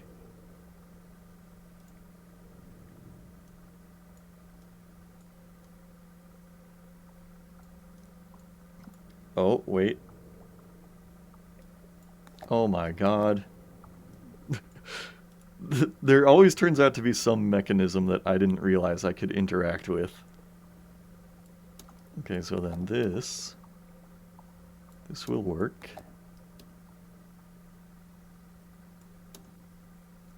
And I'll do this. This seems right. No, not like that. Do this. Uh-huh, okay, okay. What times do I usually stream? Well, I tend to only do it like maybe once a week. That tends to be like all that my schedule really permits. And it's usually like kind of around this time. So it's kind of like, you know, early to mid-evening for me. I actually I got up kind of early today. And I was like, oh, you know, I would love to do just like an early afternoon stream for once. And then, like, when it got to be early afternoon, I fell into the deepest nap that I could not possibly escape. Just like, for a few hours, I just passed out and could not possibly get myself to move. Okay, so now I've got the solution. A needs to be the Xbox logo.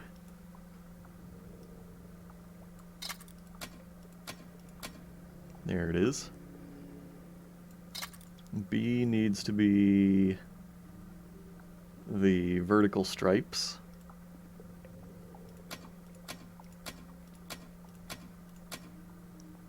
Mm-hmm. Come on, there we go. And then C needs to be the little dot. Mm-hmm. And then D needs to be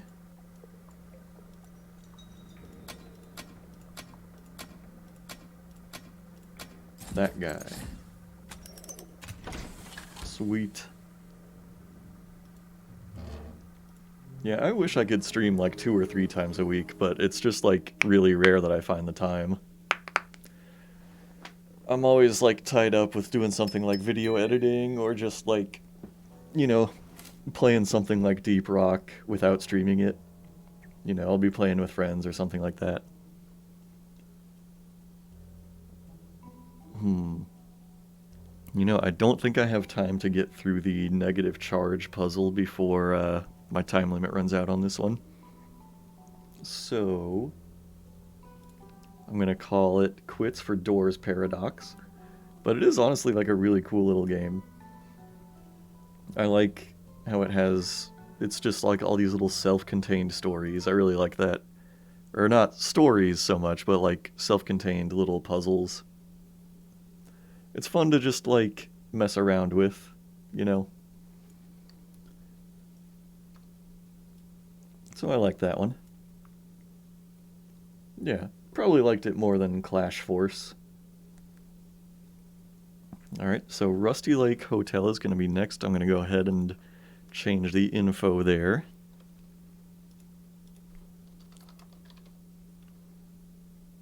Oh, there's several Rusty Lake games. I see there's also Rusty Lake Roots and Rusty Lake Paradise in the list of Twitch categories here.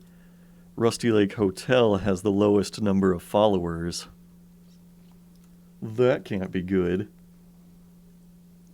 Oh, but then let's spin the wheel and figure out what game number 4 is going to be.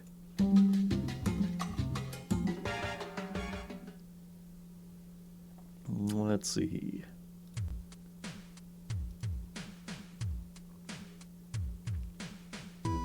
There's the wheel. Alright. Place your bets. Place your hopes and dreams on the wheel for whatever you hope I land on. As this is probably going to be the final game for the night. Rusty Lake is a pretty big series of games with interconnected lore, I see. Yeah, so I do know there's at least 3 of them now. Probably several more. So after Rusty Lake Hotel, the final game is gonna be... Oh no, is it The Hunter? I think it is. It's The Hunter Call of the Wild.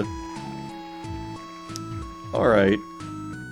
It's not really a game that I have very much interest in, but might be an interesting experience. I guess I need to get that installing now. And I do believe I own this one on Epic, so I gotta find it in my list of games.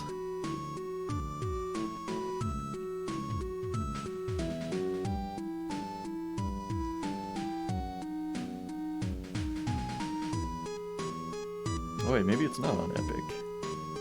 Do I own this on Steam somehow?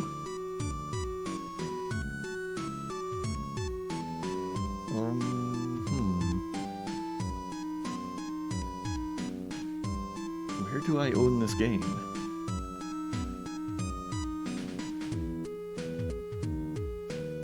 My list says that I own this on Epic, but I don't see it on my list here. Oh, so the reason I couldn't find it was because they type The Hunter as a single word in their Epic game listing.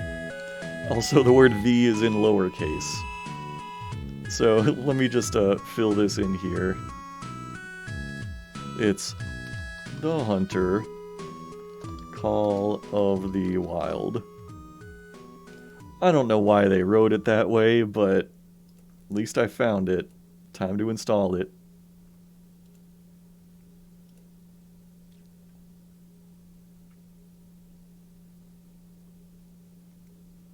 Alrighty, and meanwhile...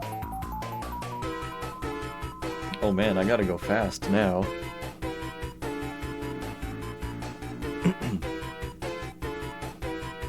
There's the timer. Time to go fast. Oh, I didn't extract this game. Hold on.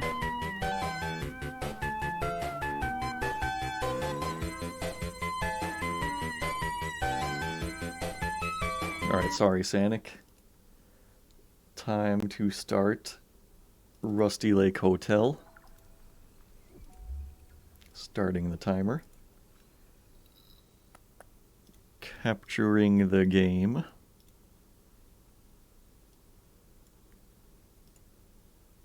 There we go. Good afternoon.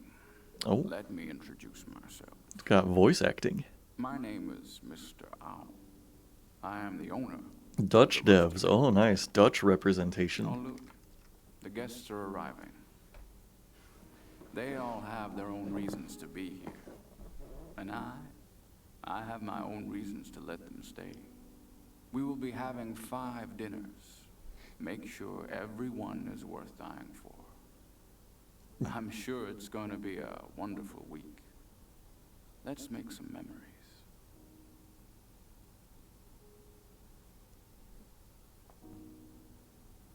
Oh man, I have to use the arrows. Oh wait, maybe it means click the arrows to move around.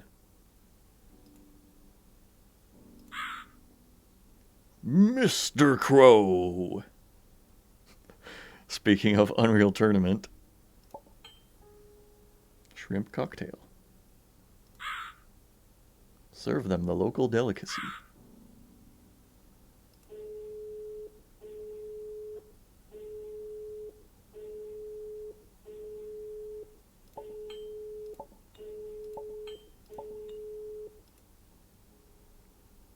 Nobody's answering the phone. You know, I like a good point-and-click adventure once in a while. It's not something that I, like, make enough time for in my usual, like, gaming schedule. Also, hold on, I'm gonna have to fix the timer because it's freezing whenever I'm not on that window. Let me try this. One moment.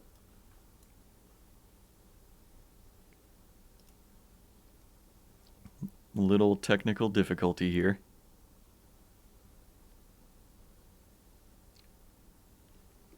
Oh, hold up. I done goofed it up again.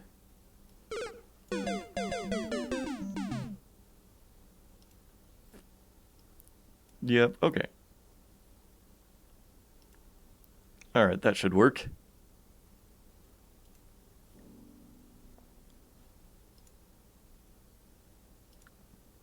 It's Mr. Toad. I have heard the guests have arrived. I need you to get the freshest ingredients by tomorrow. You can see the recipes in the menu. Ooh. So this is a cooking game. Deer steak with mushrooms and rosemary. Wild boar ribs in red wine with tomatoes. Pheasant breast in white wine and thyme. Rabbit stew with carrots and white beans. Are these all the guests? Secret Rusty Lake specialty. Is this about eating all of the guests at the hotel?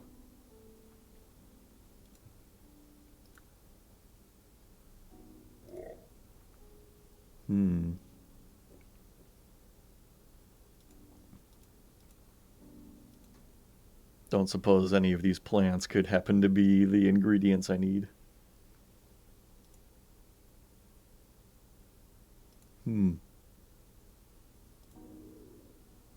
I need you to run my bath tonight.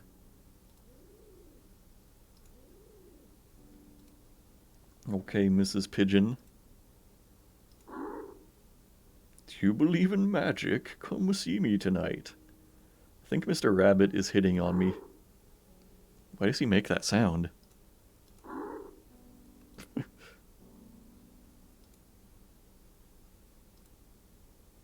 I have to prepare the dinner first.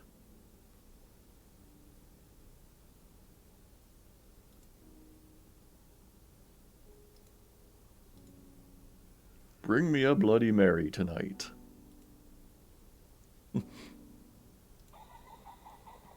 Are you ready for my photo shoot? I am so hungry. Blurp. I've been forgetting to serve them the local delicacy. This smells a bit fishy.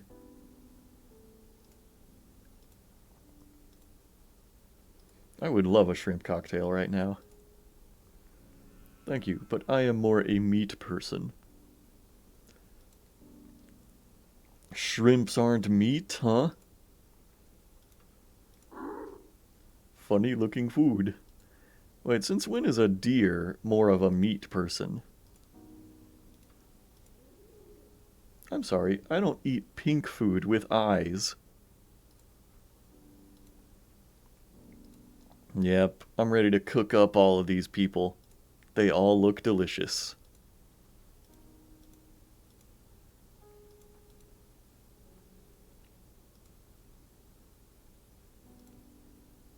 You are not allowed to visit the rooms at daytime.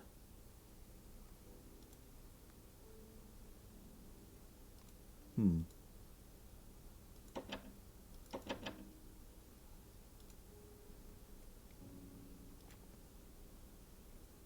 Alright. Well, there doesn't seem to be a lot that I can interact with right now.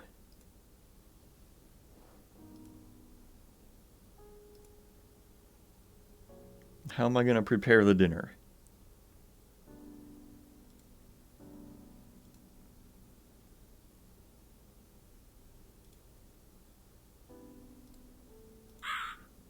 Please talk with the guests.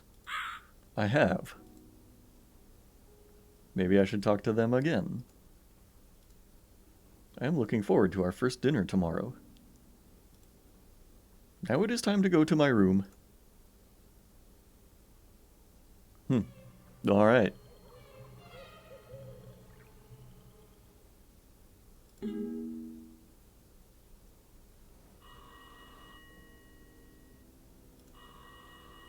Telephone?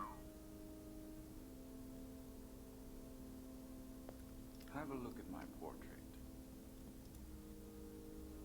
Okay. Whoa. It has the mushrooms. Deer steak with mushrooms and rosemary. I mean, these plants in the lobby kind of look like rosemary, just really big.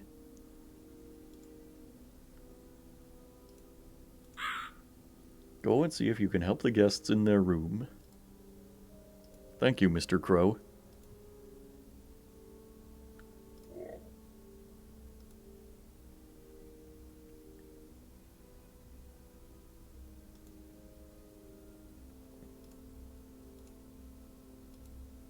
This guy has nothing to say. Ah.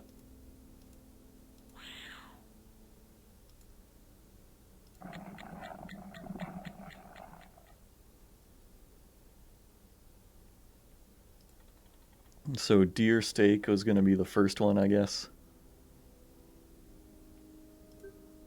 That sounds delicious. I wish I was eating that tonight. Oh, there's a secret basement.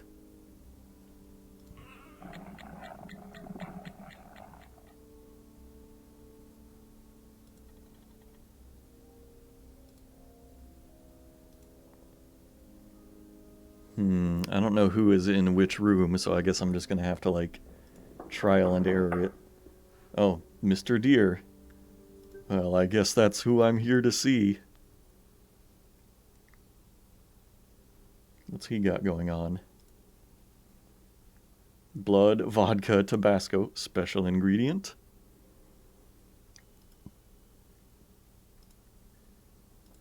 What's this?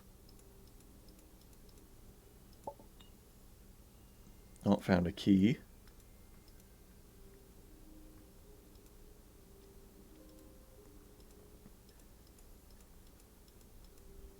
Whoa.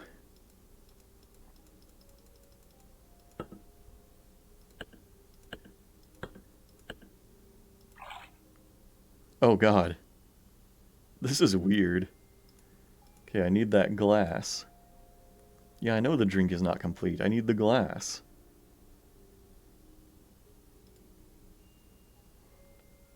Mr. Deer's research plan.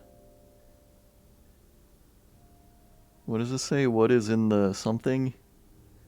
Is there a way down?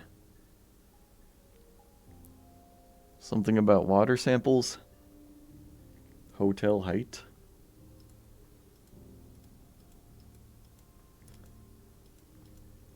I'm noticing like the art assets in this game are like very inconsistent resolutions.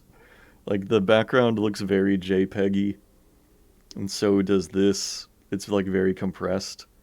But then like this part is a lot more crisp. It's strange.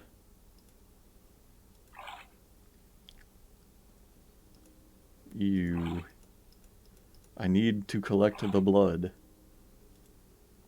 Is this the rosemary? Uh-huh. Now I just need to figure out how to get the deer meat. Bring me a Bloody Mary. Found the vodka.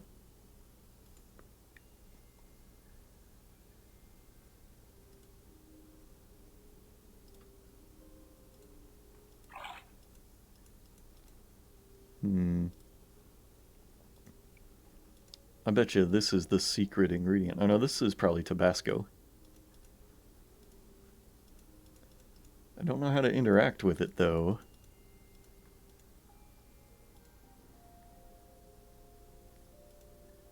Oh, there's other stuff in the room.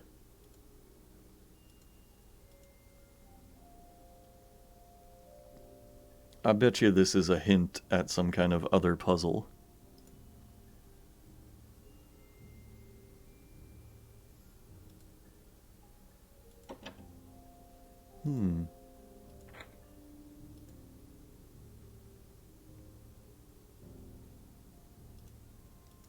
Why is there an arrow pointing to this that says 8?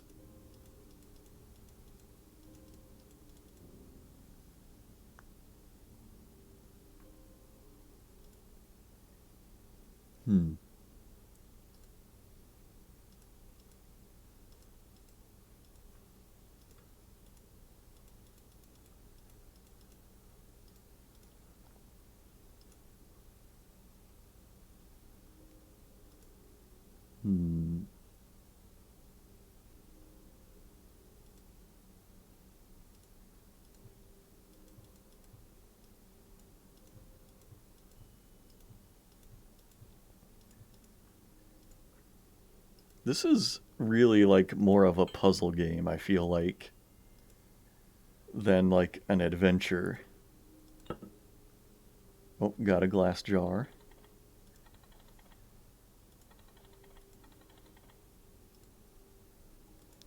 I mean, if you think about it, aren't most point-and-click adventure games big interconnected puzzle games? I have not ever owned a pet rabbit before. Pretty much the only pets I've had have been dogs. I had an older brother who kept fish sometimes, but that was about it.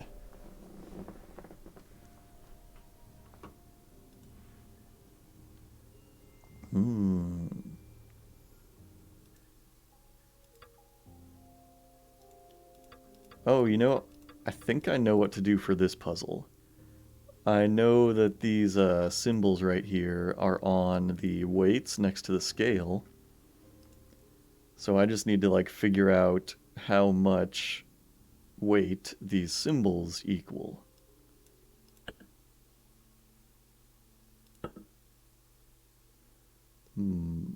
So that one's less than 4.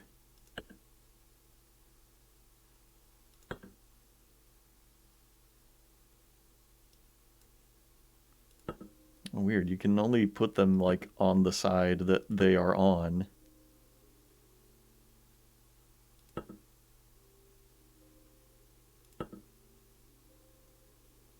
I bet you the triangle equals 3, if I had to guess. And the spiral is probably 5.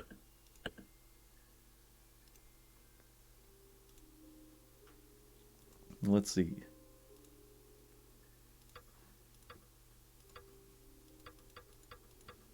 Let's see if I'm right about this. And then this is probably 1. Aha. Oh, I have the knife. Whatever shall I do with that?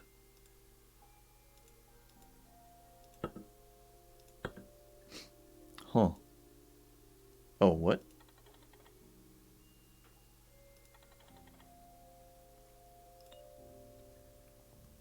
Oh, I have gained water now.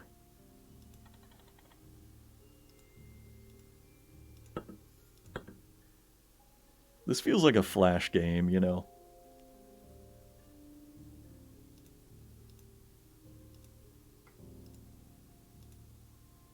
Oh, there's a moth. How do I get it?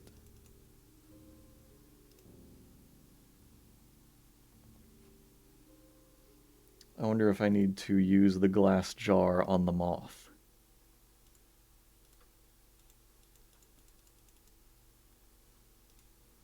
I don't know. I do enjoy cooking, yeah. Um, One thing... Oh, hey, I got the moth in the glass jar. Or butterfly. Um, Lately I've been interested in cooking, like, seafood dishes. Mostly because, like, as a kid, I hated, like, pretty much every kind of seafood. But as an adult, I find that I enjoy most of it now. So, like, I pretty often cook, like, broiled salmon. That's pretty good. I make, like, a nice sauce to go with that. That'll be, like, olive oil and lemon juice and a little bit of honey mustard with capers and garlic. I've been, like, refining that more and more as I make it. It's just really good. And I like pasta too. I cook shrimp scampi pretty regularly.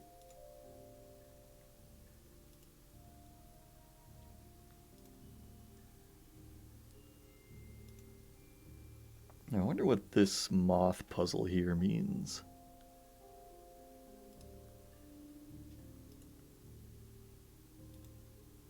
I think I need this. Oh, maybe it's like a combination that I need to click on them. So it's like 1, 2, 3, 3, 1, 1.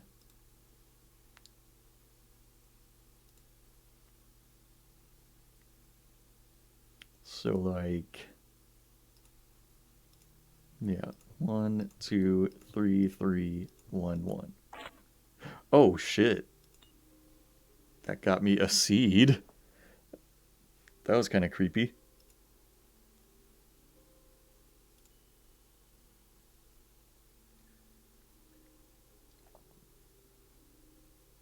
Hmm. Do I need to put the seed in here? Probably not.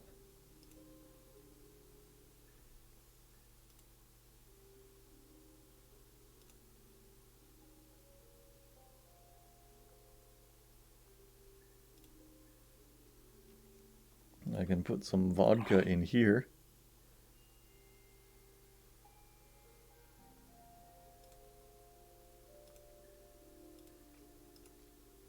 I don't know why I can't pick up this. I assume it's the Tabasco.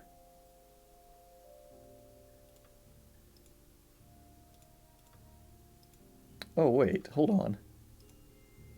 Ah.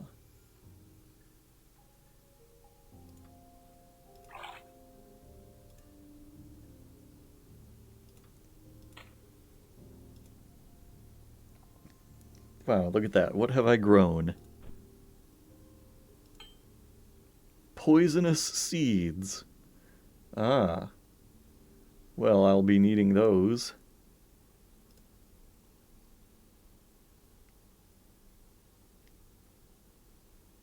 Hmm.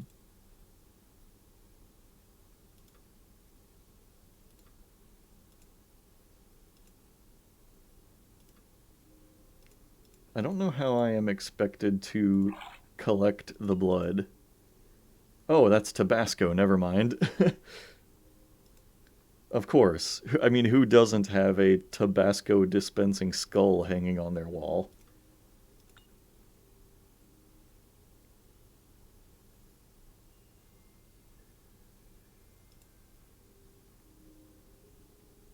Now, surely the solution is not as simple as use knife on deer, right?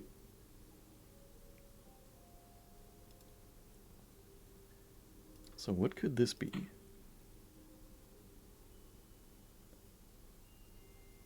I'm not sure what I need to do here. Maybe the poisonous seeds need to go in here somewhere?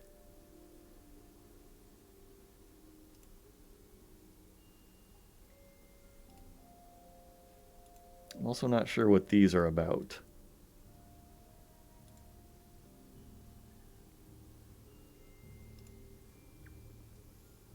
I might be a little stuck now. Do I grind up the poisonous seeds? Ah. I see. Now I have poisonous powder.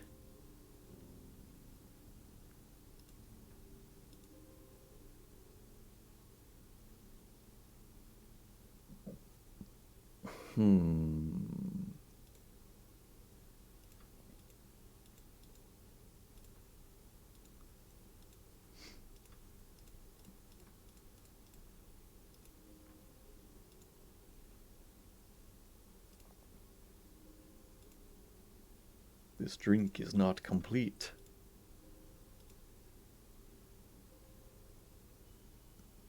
I mean, I can take a guess of where I can get some blood.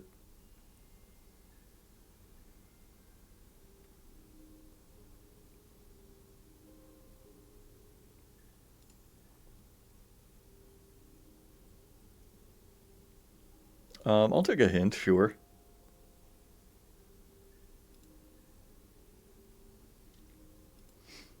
If you think you know something.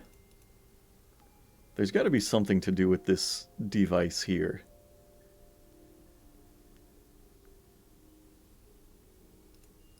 You know, that is a thought.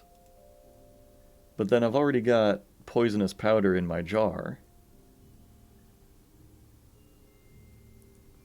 Extract the poison from the powder.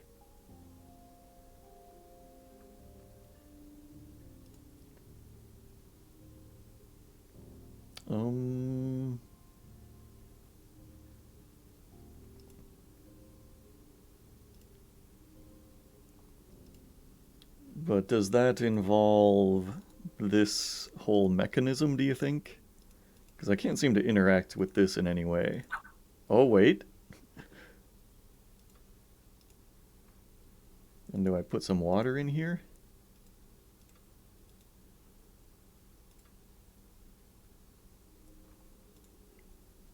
I'm gonna try Emron's idea.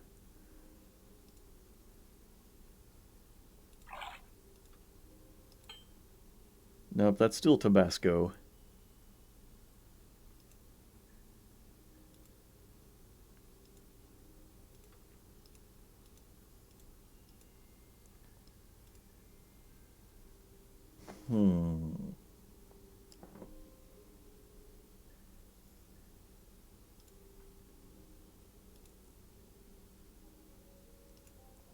Should I put more Tabasco in?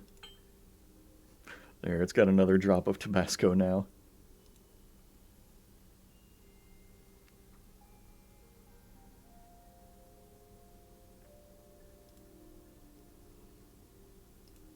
I wonder what Mr. Deer has to say about all this. Just bring me a Bloody Mary.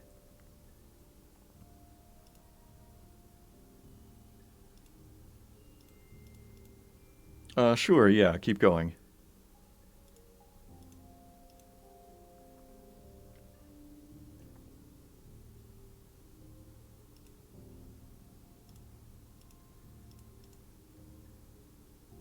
Why does this say 8? I'm so confused. I seem to have, like, no way to interact with... Oh, hold up. Never mind.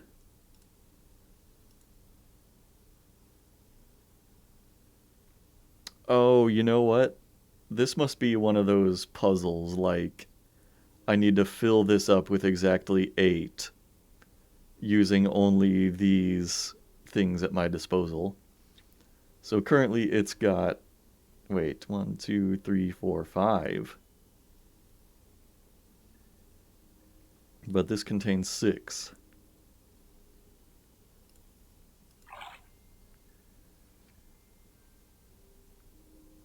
Okay.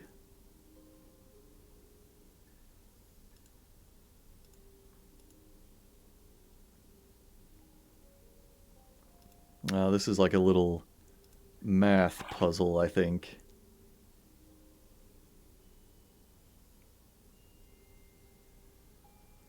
Hmm.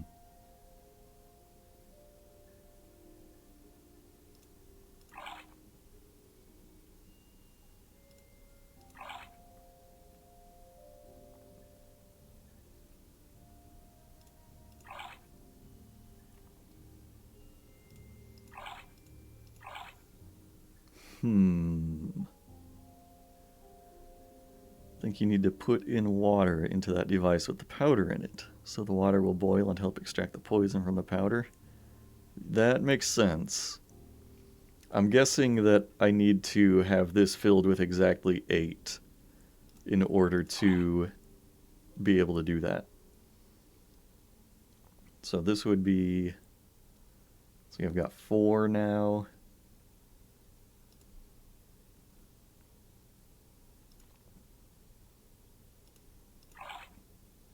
And if I do this, then I've got 2.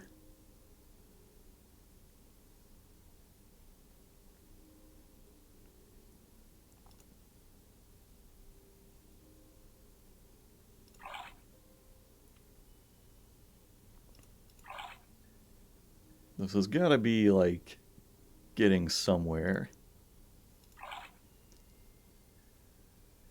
Alright, so 6 is in here, and 5 is in here.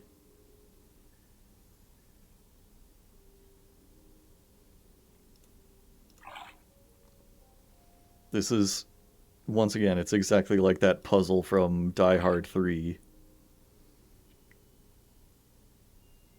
Well, now I've got 6 in here.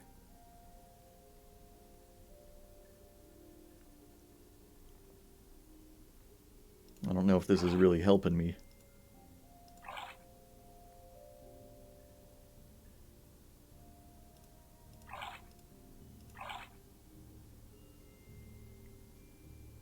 Hmm.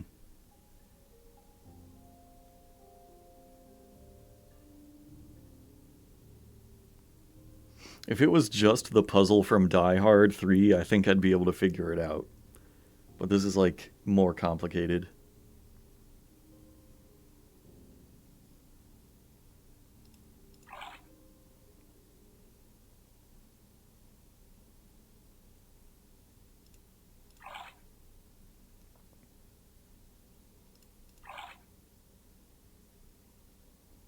Hmm.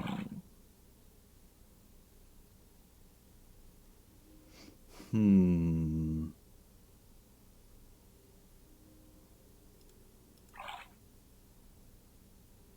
There's got to be, like, a mathematical, logical way to get exactly 8 in here.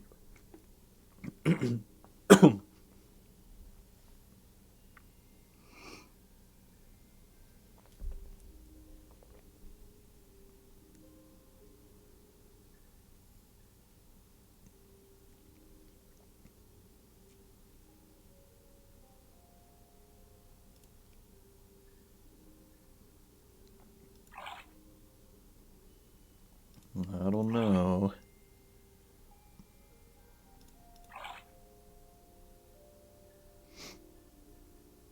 Hmm.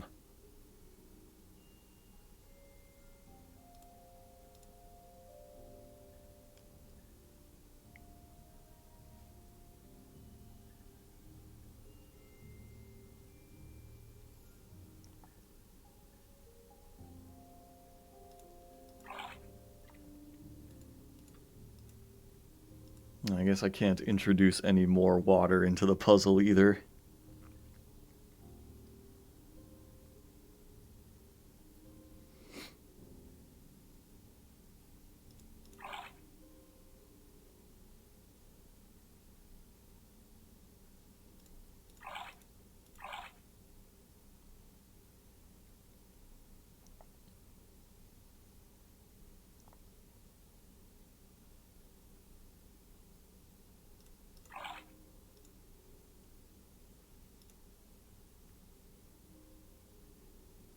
Oh, so I've got exactly 2 in here now.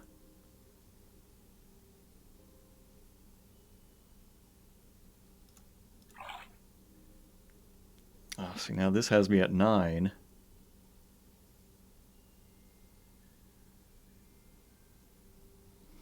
Hmm.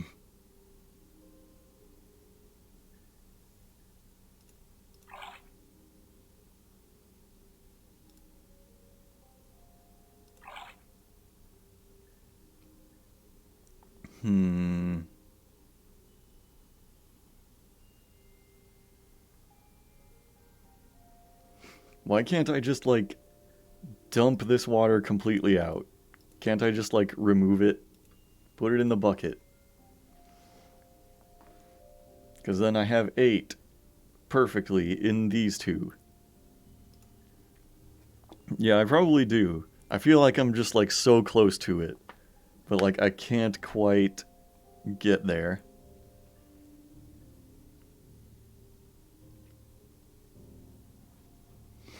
Hmm.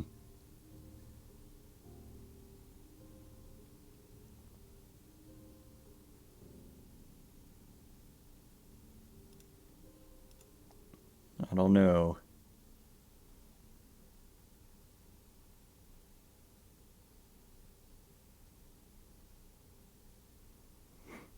Put the 6 into the 10 jar, so you have 9, yeah.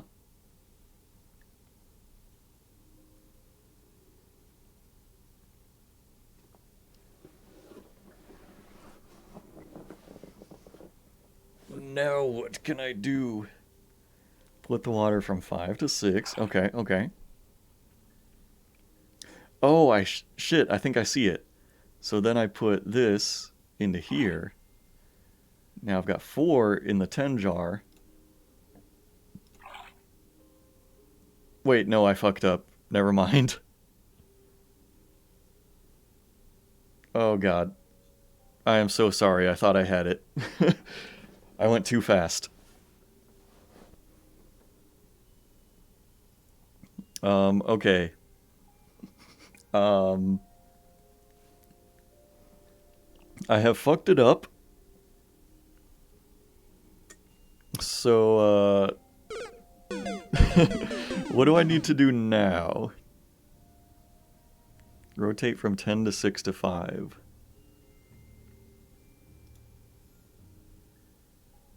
Hmm.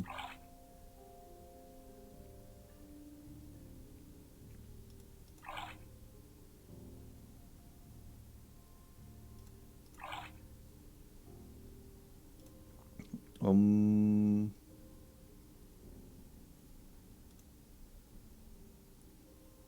Hmm.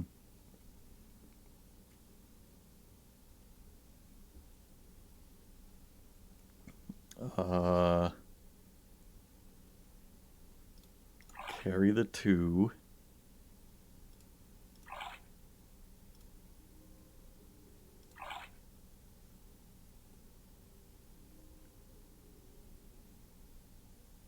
Hmm.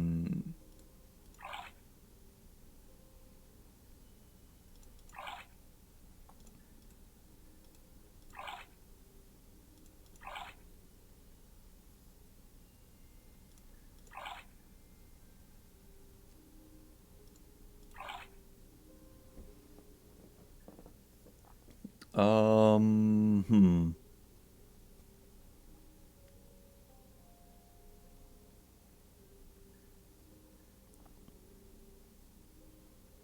Put the 1 in 6 in the 10.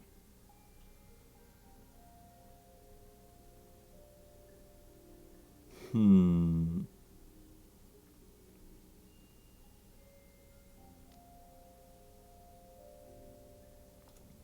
I think I ruined this one.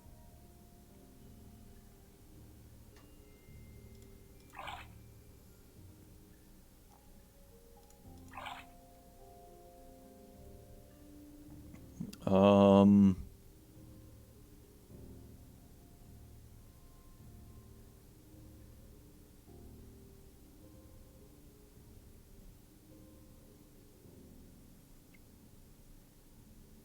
Hmm.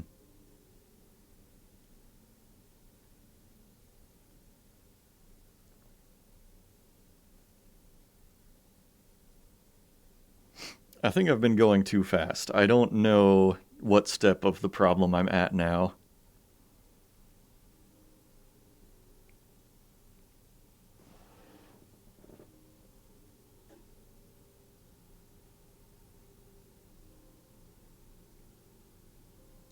Um,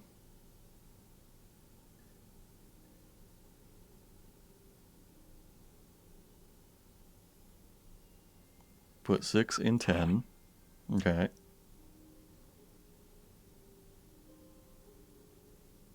10 in 6. Okay, okay.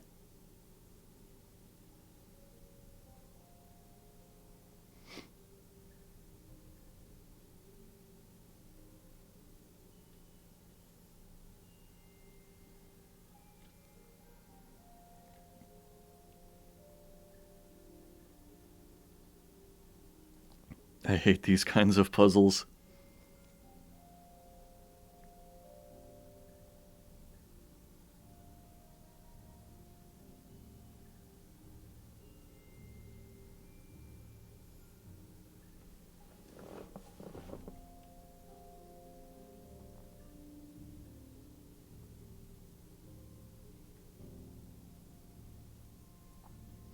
Okay, what's the next step? I have put 10 into 6.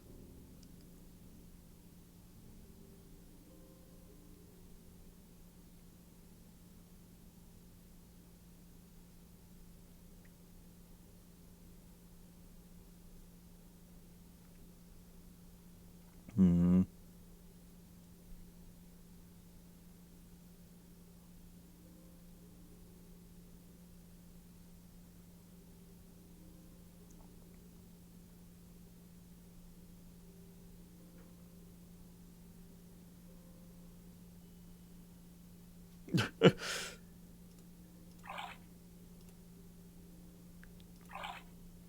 So I can get the leftover 1 in here.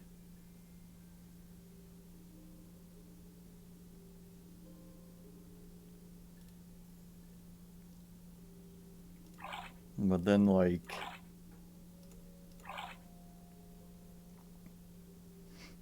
if I go here...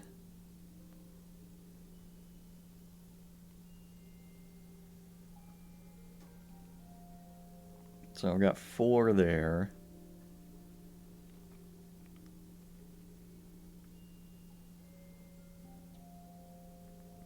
Now if I do this, I've got 2.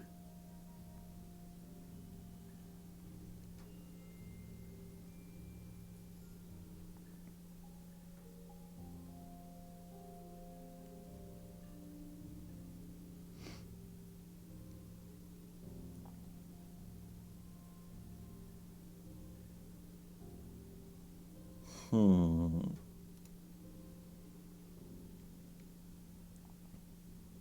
I could do this and this. Then I've got another leftover 1.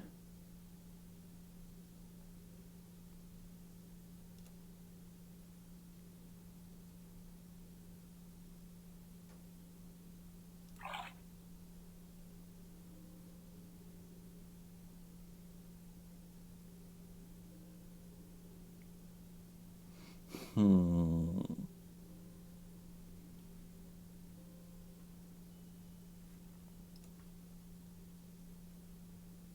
Let me see something real quick.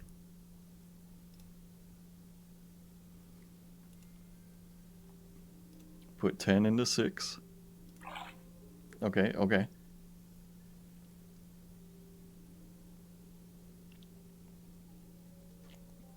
Okay.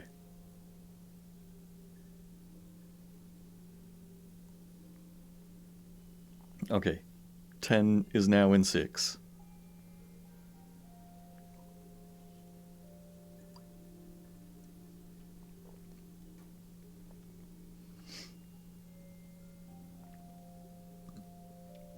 What happens after 10 is in 6?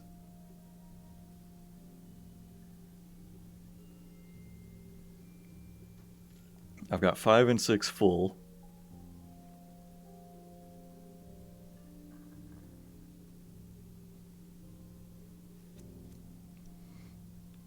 5 to 10, then 6 to 5. Okay. Get one left over. Got it. Okay. All good so far.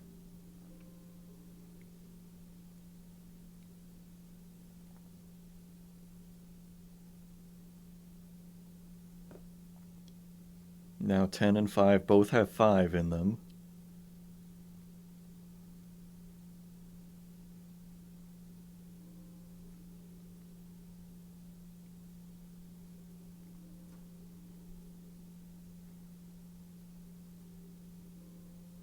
I wonder if, like, the game developer thought this was an easy puzzle. Like, that this would, be done in, like, 20 seconds tops.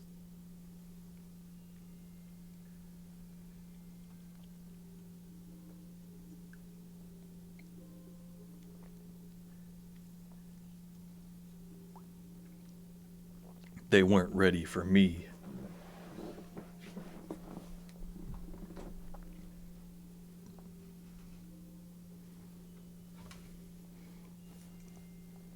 Alright. I've got the one left over.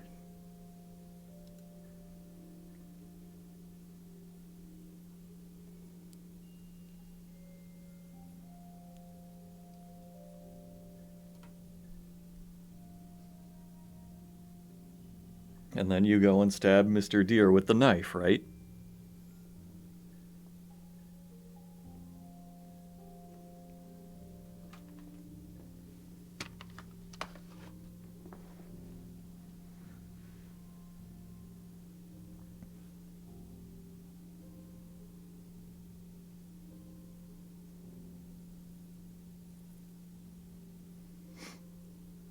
Put 6 into 10. Alright. Then 5 into 6. Then 10 into 5.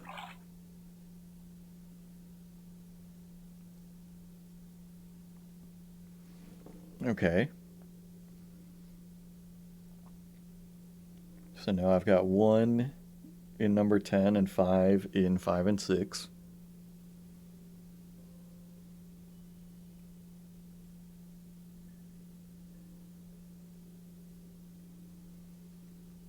Put 5 into 6. Oh, okay.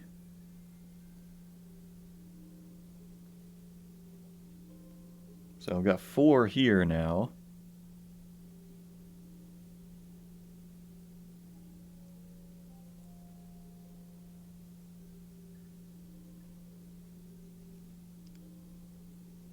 And then let me think.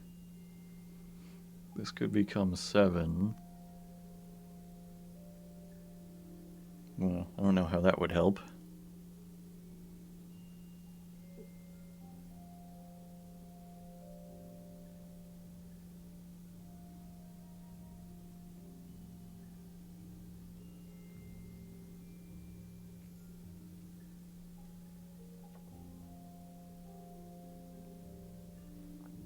What do you got?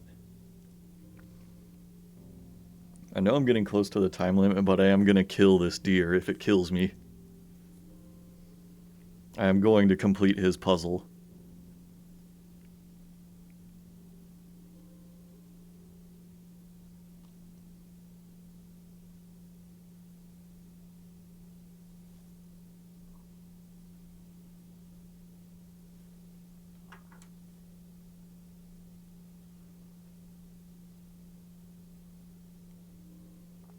So 8 equals 5 plus 3. Okay, yeah.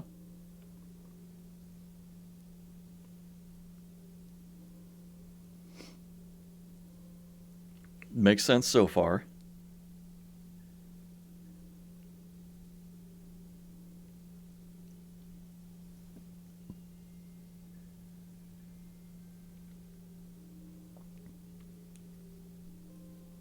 I'm following. Need a remainder of 3 in 6 and a full 5. Okay, okay.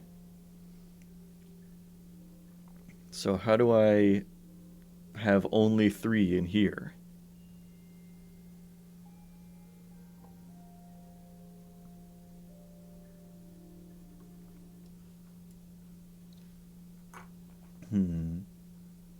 Or a remainder of 3 and 10. Yeah, that would be good too. I would love that.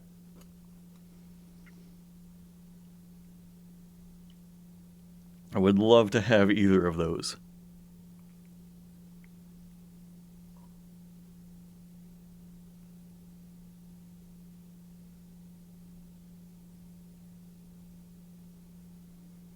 The entire equation equals 11. Yeah.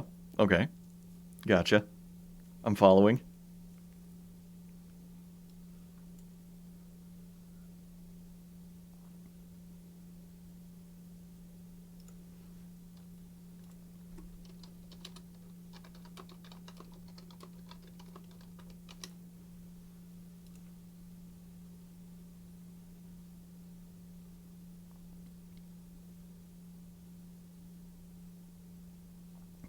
Okay.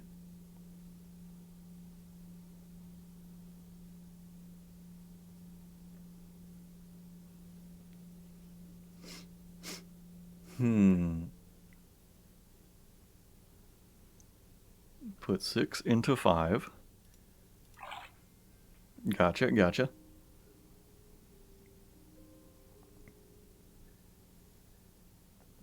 So now I have 7 and 4 and 0. That was 6 into 10. Oh shit, you're right. Damn. What have I done? I don't know numbers.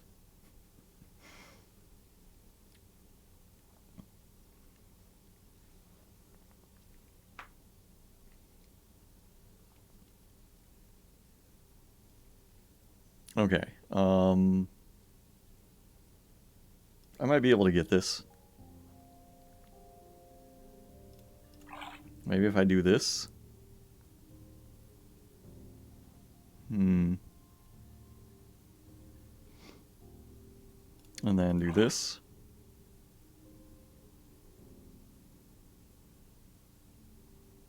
Is this something?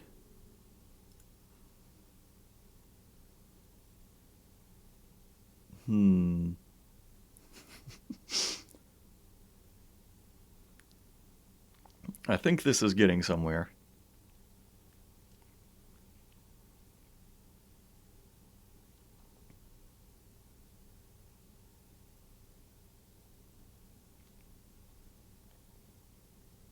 Put 5 into 6. Okay, okay.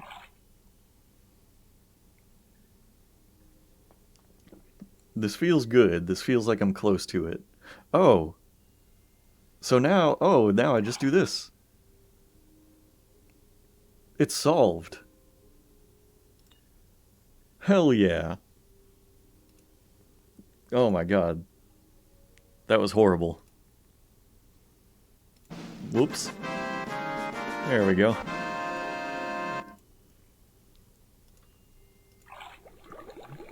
There's the water.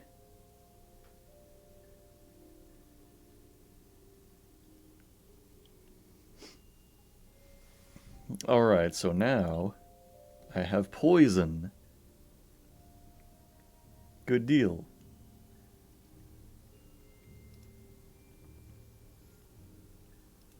Now, this drink is still supposed to have blood in it.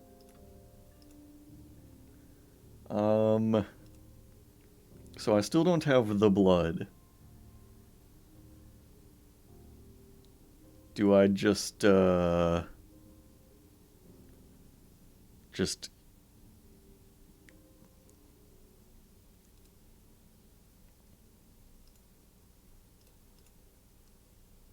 I mean, I've got the Tabasco in it, right? Shank him. Got the Tabasco. Can I combine these? No, I guess not. No combining items.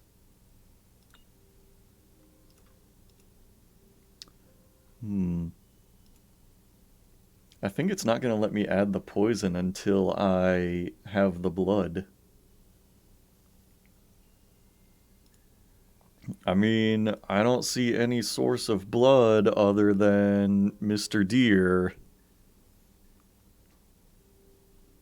Hold on, is there like a quick save option?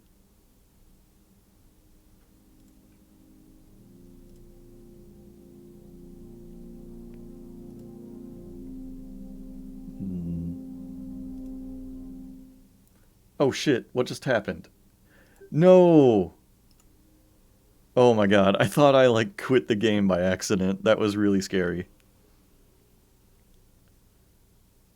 Well, unless you guys have a better idea, I think I'm just gonna get some blood from Mr. Deer here.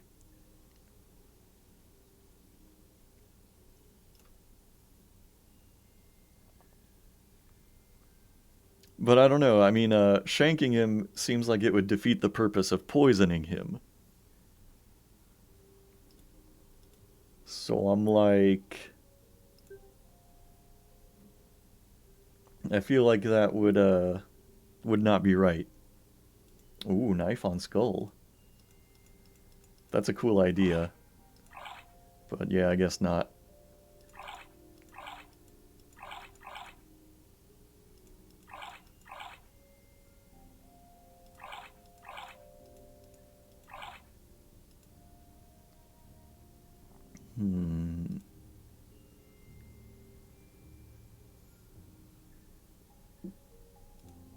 Knife on plant.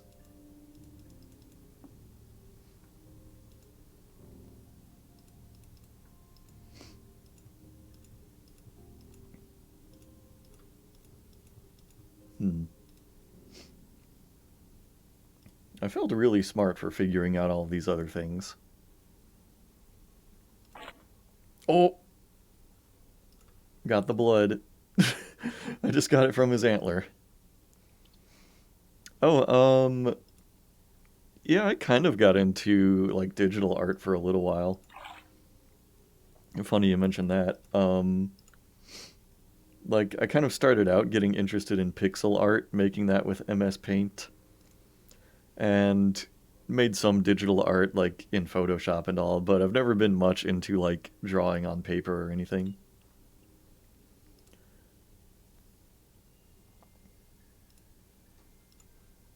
Alright, Mr. Deer. Die already.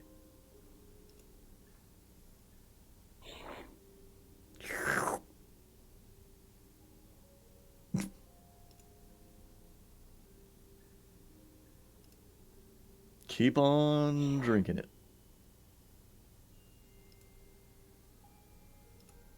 Keep going. Chug, chug, chug. Oh god.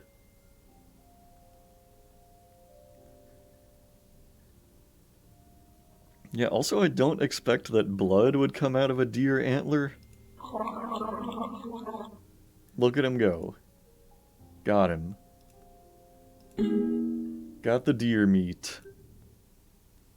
Alright, I'm satisfied.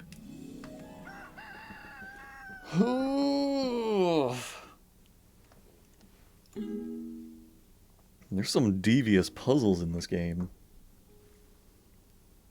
Anyway, that's 1 out of 6, I guess. Alright. Pretty good game. But I'm ready to move on.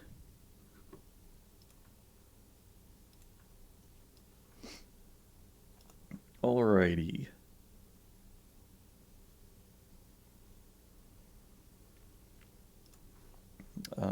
Let's see, I'm gonna cross this one off the list. Oh god, what have I done? Just accidentally resized the window there. No! Did it again.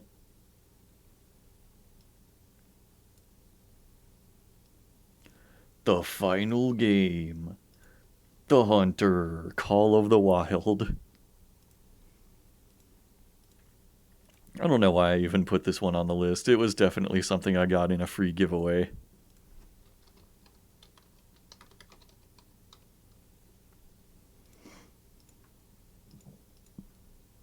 Alright. I think I probably like put this on the list because it is like ostensibly a first-person shooter. And I like those. But I get the feeling this one's gonna be like really boring. I mean, you know, it's not exactly gonna be like Doom Eternal or something over here.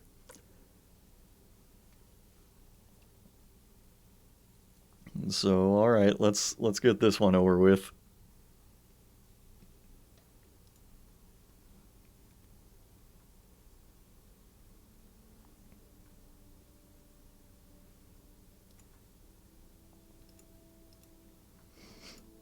I don't expect that this is going to be something I'm really going to be crazy about, but we went from one game about killing deer into another game about killing deer. Oh boy, I have to accept the privacy policy. Send crash reports?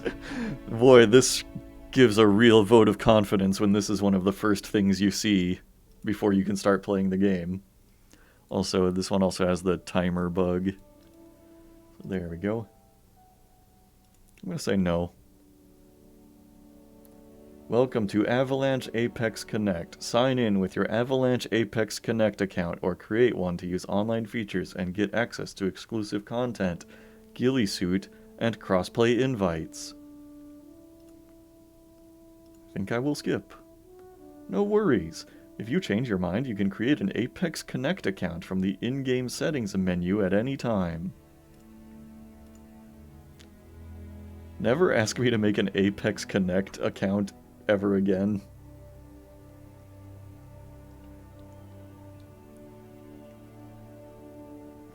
Alright. So we're loading. Here we go. Wow, my free Lunar New Year cosmetic pack. I can't wait.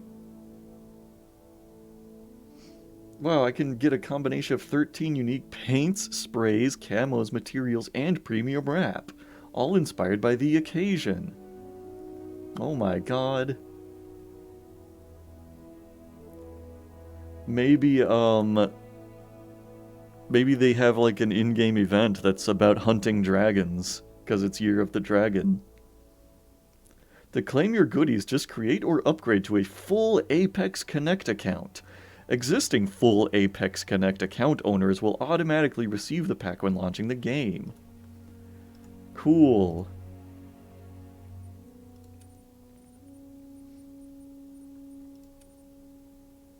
Oh boy.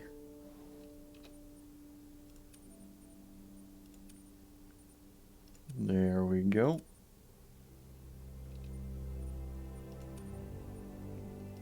Oh boy. Look at all these character options I have.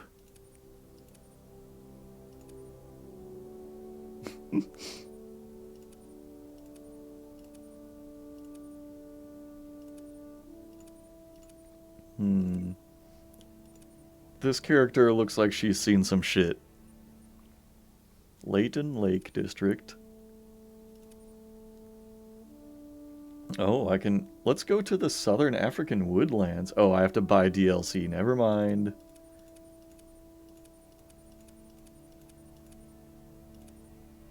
Okay, so I get two environments. Lake District or Hunting Reserve.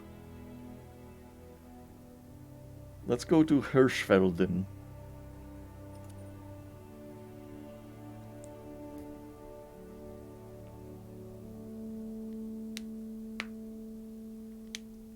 This kind of reminds me, like... Okay, so I live in the southern US. And basically, like, I don't know if this is the case everywhere, but everywhere I go in Tennessee, like a movie theater or an arcade or whatever, there's always one game that looks like this. That looks like shovelware for hunting enthusiasts. And it always looks like very cheaply made. But it's like always there. There's always one arcade game in any arcade game setting that's going to be like a hunting game. It's like big buck shoot 'em up or whatever. And it always looks, you know, realistic, but otherwise just kind of crummy.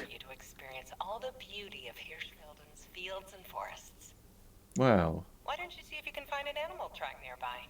Nice. I would love to find an animal track. Use G to toggle auto move. Neat. I don't even have to press the buttons. I can just wander around just like this. The Hunter Mate is used as a minimap and can also show you currently active mission.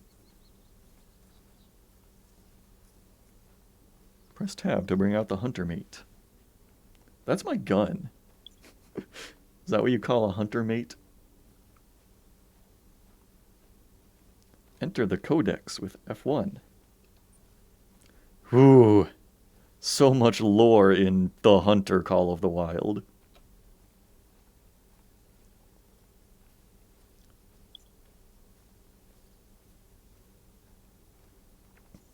Haven't found an animal track yet. Oh, but I found a fucking animal.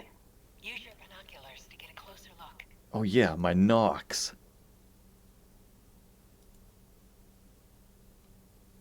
How do I use my Nox?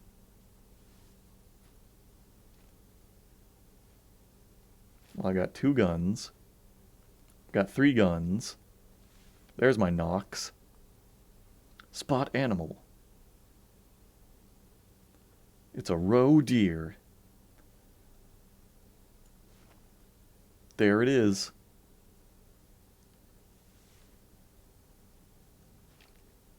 Time to kill.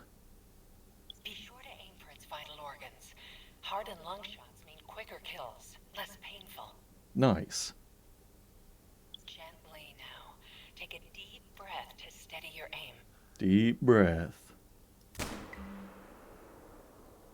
Shot an animal. Got it.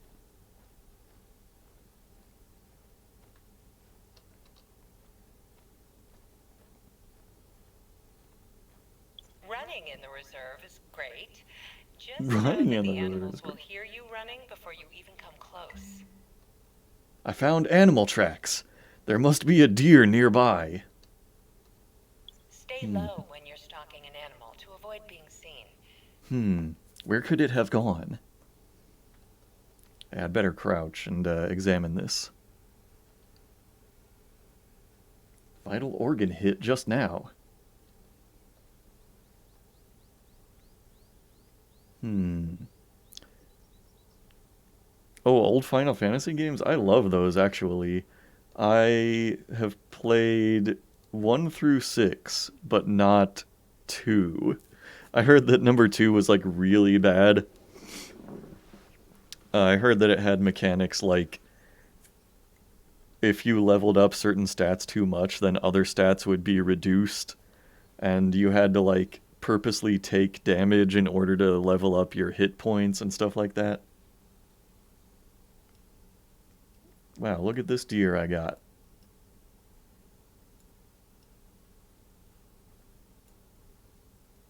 But yeah, I've played Final Fantasy 1, 3, 4, 5, and 6 all the way to completion. Also, I've played number 10 to completion. I skipped ahead for that one for whatever reason. And I actually just recently started playing Final Fantasy 7.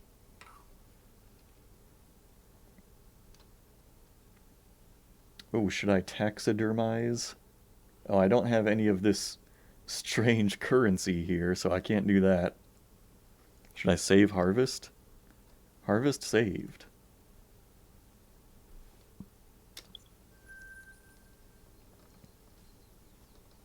I actually grew up with Final Fantasy 1. There's no shortage of ways to earn money as a hunter. No shortage of ways to spend it either. If you want to get your bearings, there are lookout points spread out all over the reserve. Love lookout points.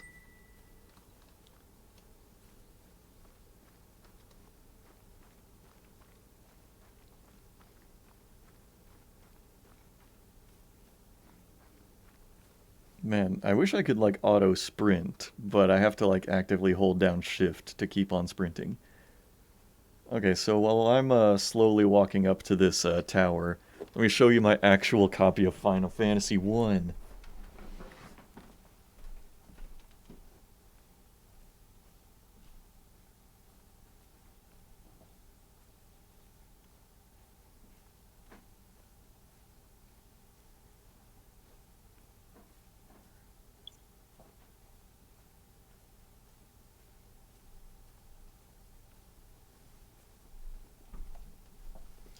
Whoa, look at me go.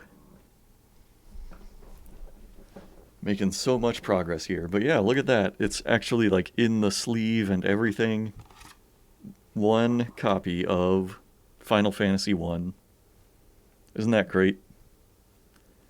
Still works, although I don't have my NES anymore. So I don't know how much good that does. I'm not sure which way they're supposed to be in the sleeve or if it matters. Alright. But yeah, I have played Final Fantasy 1 all the way to completion. I think I did it on the original hardware and everything. I remember learning recently that like Final Fantasy 1 was programmed entirely by one guy, which makes sense because there's a lot of like bugs in it and stuff. Well, my whole chat just disappeared. What's going on? Oh, never mind, it's back.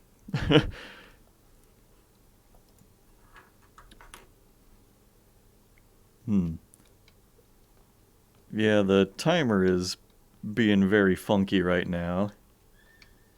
Listen, did you hear that? Calls are really helpful when locating an animal. Oh, yeah, definitely.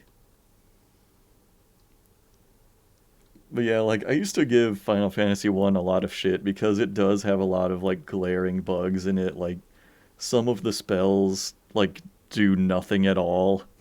And some of the spells do the opposite of what they're supposed to do. Like, one of them is supposed to make you, like, get critical hits a lot more often. And what it does instead is make it impossible for you to get a critical hit. Like, things like that. There's some, like, instant kill spells that have, like, literally a 0% chance of succeeding. And, like, normally I would say, wow, they made a really shitty game. They must have really rushed things, but if it was all programmed by, like, one guy, then, like, the work he did was really impressive. Like, I could not have done any better. We are in Aussichtspunkt. Aussichtspunkt. Oh, they've got the Waldbrandrisiko? Quite a view, isn't it? From here, you can see a lot of great hunting opportunities in the nearby area. Rattenfeld is a favorite region for a lot of hunters. The fallow deer is such a classic animal to hunt. But we also Classic get a lot animal. of history buffs here.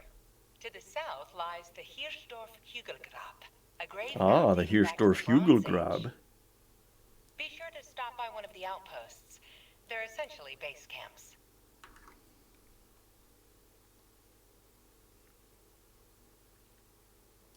Okay. Wow, this is just like a Breath of the Wild game. I have to find all of the divine towers. Undiscovered. Oh, you can place waypoints too.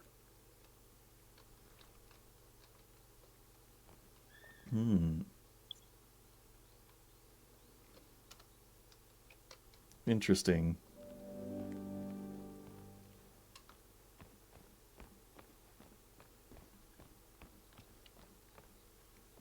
Nice open world hunting game. I've kind of wondered if I should like one day try to beat Final Fantasy II. But I don't know, it just seems like a step down from the first game, honestly. Oh, nice, I found some very old droppings. Love that. I'm just gonna go to my waypoint. Can I jump? Oh, nice. I thought there would be like a very strong chance this game just might not allow Careful. jumping at The all. underbrush can be a bit noisy this time of year. Oh, I'll be careful of the noise.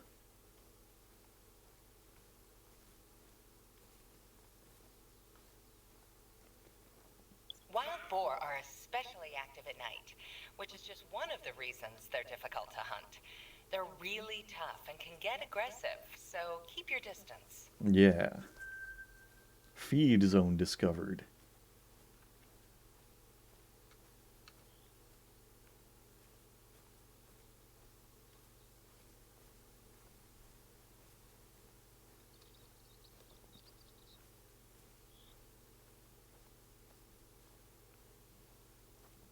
Stealth.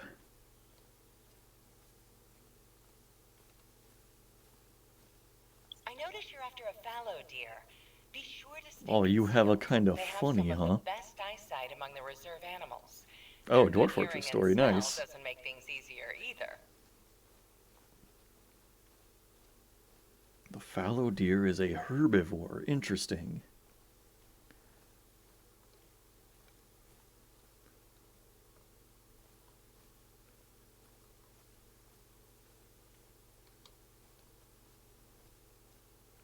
Tell me about dem dwarfs. Look at what I've discovered. Ah, the Rathenfeld poem.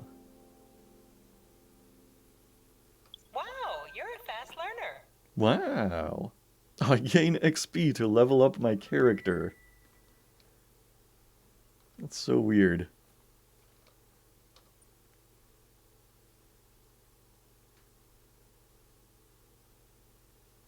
What is this? Why can't I just get that text to stay on screen? I've discovered a poem. Oh, that's an outpost.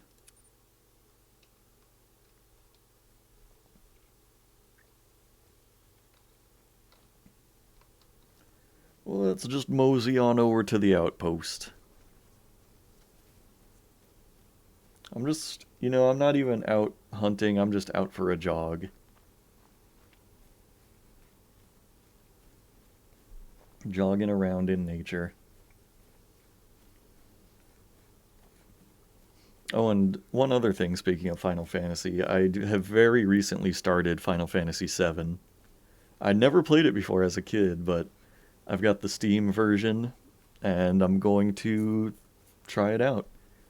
I mean, I've started it already, but I'm just, like, not very far at all. Only played for like a couple hours. Burp.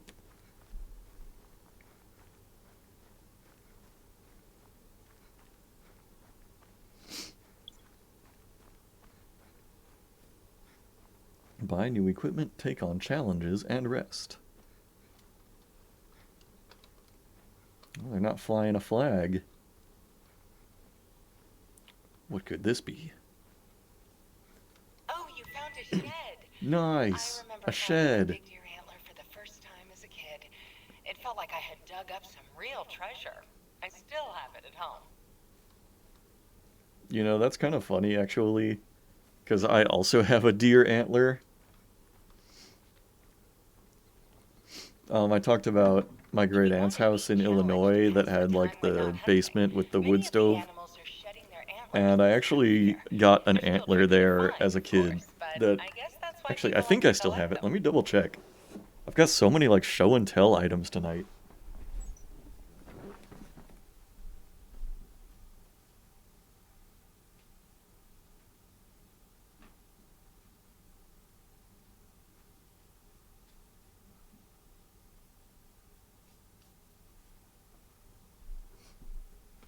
Actually, I'm not sure I still have that antler anymore. That might have gotten lost sometime in moving. I don't know. It used to be like on top of my desk, but I do not see it there anymore. I wonder if I got rid of it at some point.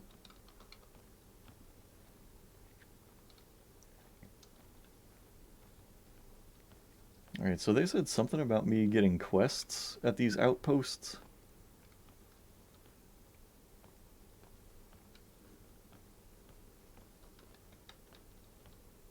Hmm.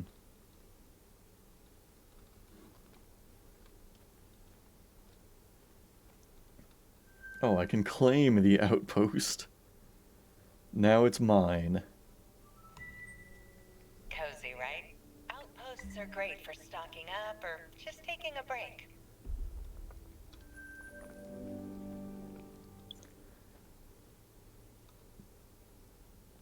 Ooh, a lot of weapons. Handguns, shotguns, bows. Interesting.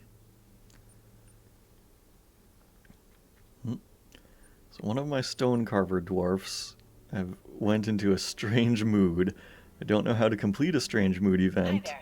I've got a so my bit of dwarf an went unusual stark question. raving I mad hope you don't mind. and eventually died from I think I dehydration. mentioned Gerlinda, right? Well, What's here's going the on thing. here? Somebody's talking to me. She's writing a book about fallow deer. Her second Writing a son, book. actually. She's got a small obsession for fallow deer. Wow. Anyhow, she's missing some pictures for her book and was looking for Pictures. someone to help out. It's a bit specific. I remember hearing that you're quite the photographer yourself. Oh yeah, of course I'm quite the I photographer. thought I'd pass along her offer. How did you know? She's looking for a picture of a fallow deer taken in Rattenfeld. She'll pay quite well for it, so it may be worth the effort. I'll be the judge of that. If you were looking to help out Gerlinda with that picture, you're in the right place. You're in Rattenfeld. So I am. Anyway, eventually died from dehydration. When I got a mayor for the first time, I needed to give him a decent bedroom, so I filled it with statues. But some dwarf decided to make a statue of my stone-carved dwarf withering away and put it in the mayor's bedroom. That's amazing. Gerlinda is lovely, but here's a friendly tip. Don't ask her about fallow deer unless you mean it. She will not stop. It's beyond obsession at this point. On the other hand, there's no Wow, one better first for helping Gerlinda tips had when a it comes to small fallows. obsession with fallow Oh, deer, and now it's venison beyond is obsession. out of this world. The plot Makes me development hungry is just getting thinking away about from it. me. I want to buy a bow. This looks crazy. This bow is 48,000 hunter bucks.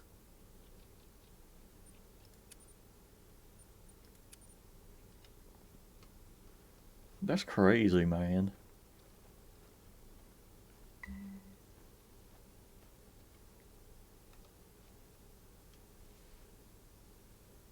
Alright.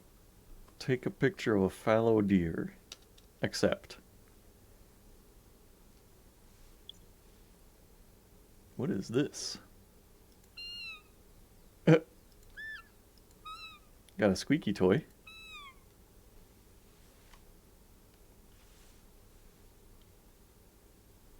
Don't know what this is.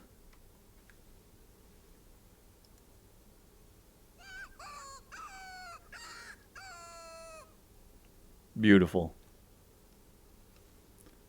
And I've got some kind of spray. And my phone. Do I have a camera?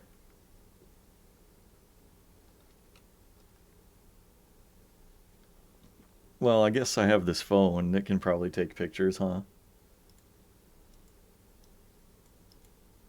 I don't know how.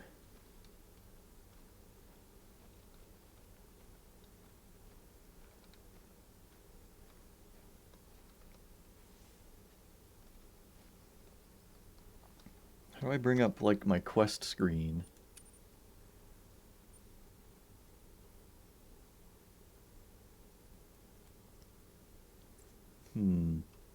Do I need to buy a camera?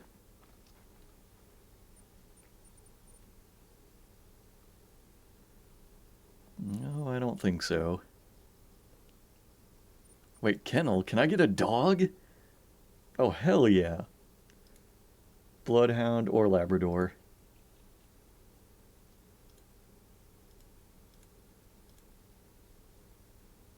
This is the difference between male dog and female dog. Now you know.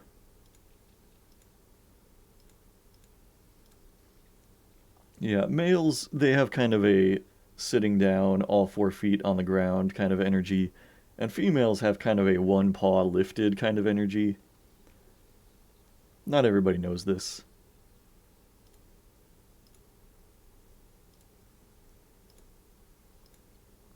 Ooh, I can have a champagne Labrador Retriever.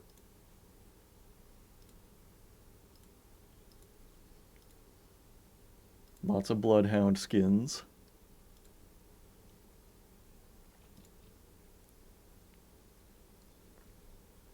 Oh, buy DLC. Dumb. Yeah. As expected, this game just wants you to buy a million different DLCs. Buy the If you dog ever need to rest, DLC, there's a buy cabin the in each outpost. DLC to I go to all these just other had them parks, refurbished last buy all season. this other stupid shit.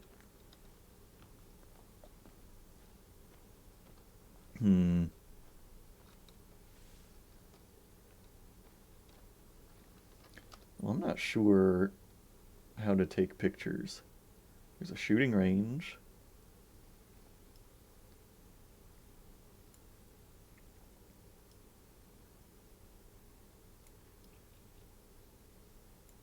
What's this?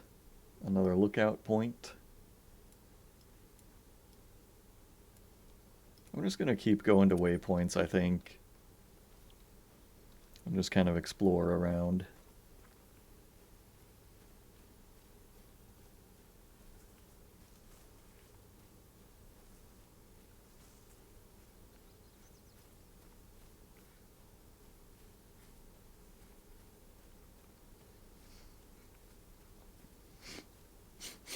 I'm guessing the gameplay loop is basically like find the animals, kill the animals, get money from the animals, and then buy more weapons and stuff like that.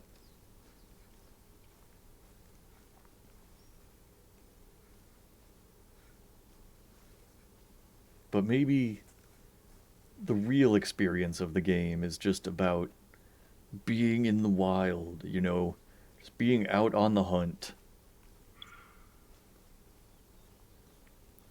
Warning calls. Can I get eaten by wolves in this game? Hunting roe deer? They're not the most difficult to hunt, but keep in mind their excellent senses of smell and hearing. Yeah. I will keep that in mind, thank you. What do we have here? Oh, I've discovered a rest zone for the foxes. I wonder what the day and night cycle is like in this game. Like, I wonder how long of a time frame it is.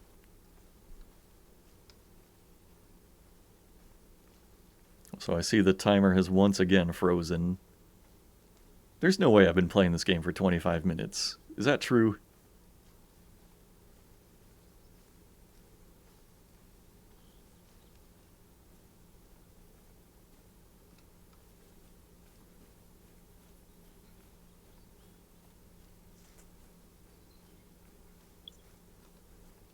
An animal has heard me.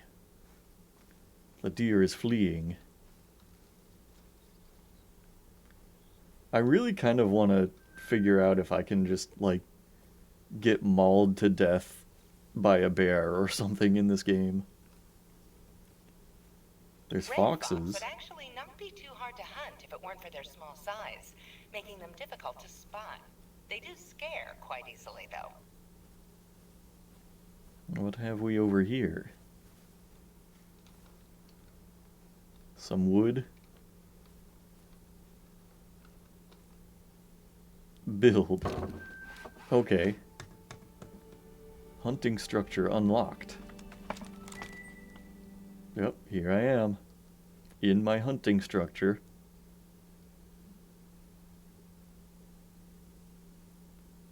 Neat. Do you think if I wait here long enough, an animal will come out?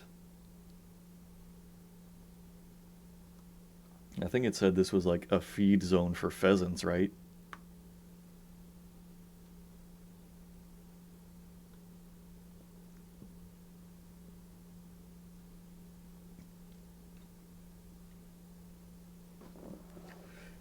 Yep.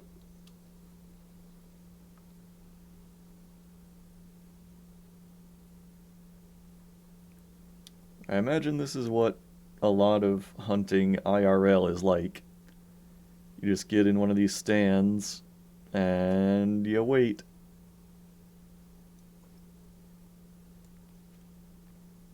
Maybe I should take out my Nox.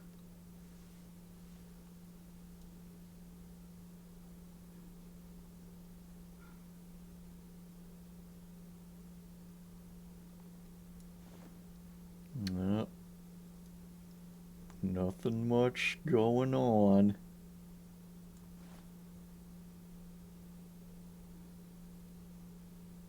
Maybe I need some calls.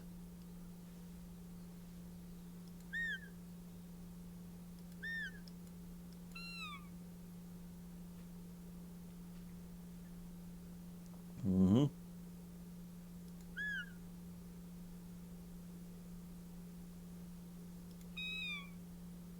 Honk.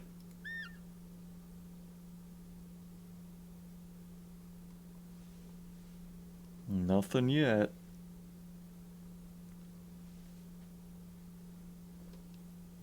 Alright, well, I'm just gonna keep on looking elsewhere, I think. I really want to know if I can, like, get mauled by a bear.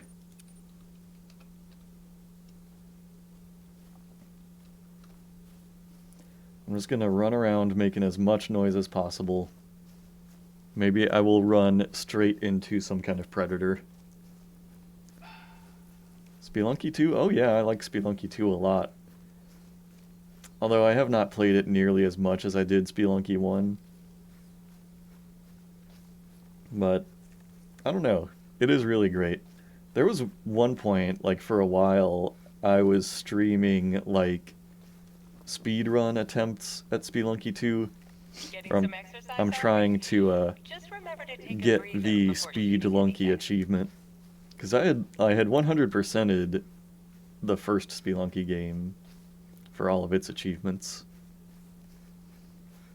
And I wanted to eventually do that with Spelunky 2, but it honestly is, like, just much more difficult than the other games. Oh, look, bears! Oh, no, wait, those are boars. Hey, fuckers.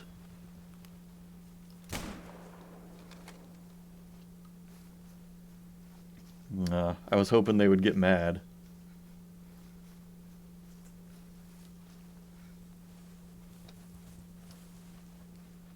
Oh, oh. What? Did I hit one? It's bleeding, so that's a hit. It's Follow the bleeding. blood trail to find it. Shouldn't have gone far. Hell yeah. Alright.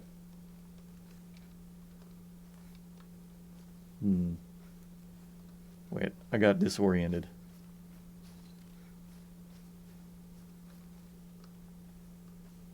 Where did it go?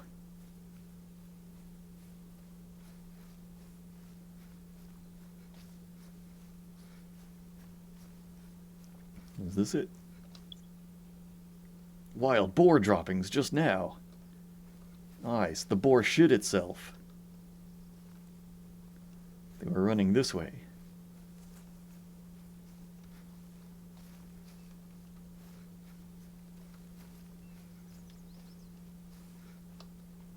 Oh, there's the blood trail, so that one went this way.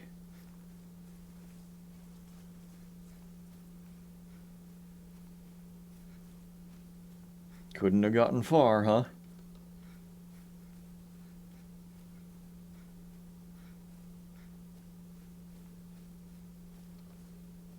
I think it got pretty far. Now I'm on a fox trail instead.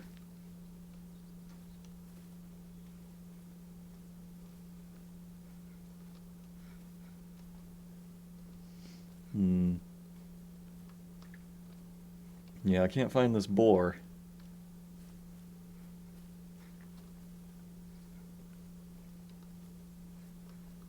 Well, I give up. It's probably miles away by now. Oh, I forgot honestly forgot I still had the currently reading redeem on there. So I originally made that before I had the green screen in my background because I had a bookshelf in my background in this room, and I would put my current read like faced out on the bookshelf. So I kind of already told you earlier about my currently reading thing. I think it was you that asked about this, right? It was the like the manga that I bought recently that was called Smoking Behind the Supermarket with You. That is pretty much my current read. Hold on just a second. I was going to see if it would let me, like, refund that, just because I wouldn't want you to, like, waste those points on, something that I've basically already talked about today. Let me see. There's got to be a way to do it.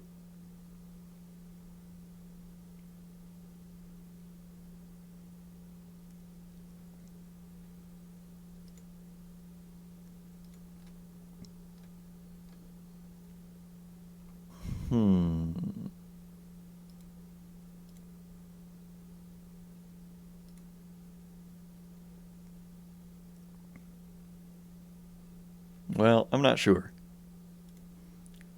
I'll have to see if I can figure out a way to do that. Yeah, I mean, I guess, like, it's not a huge deal, I suppose, because it's not like you spend money to get the points or anything. But, yeah. I've kind of been meaning to remove that one just because I've, like, got a different setup now.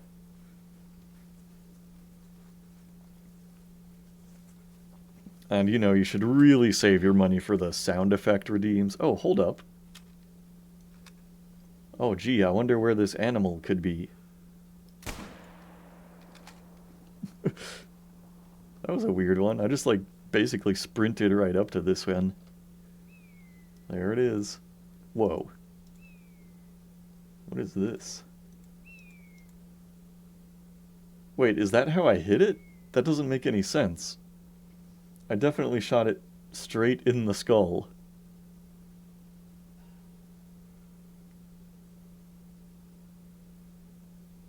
Wait, yeah. Oh, okay.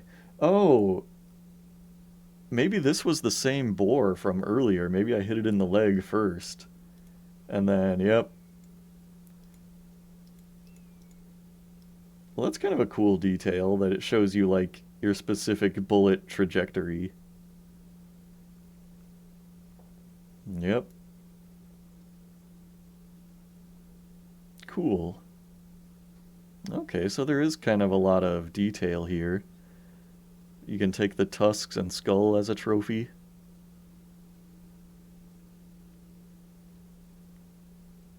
Damaged trophy organ. Probably the skull.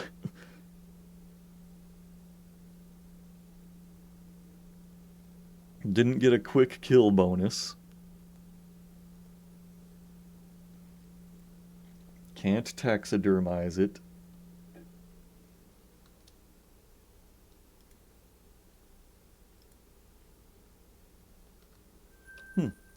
Neat.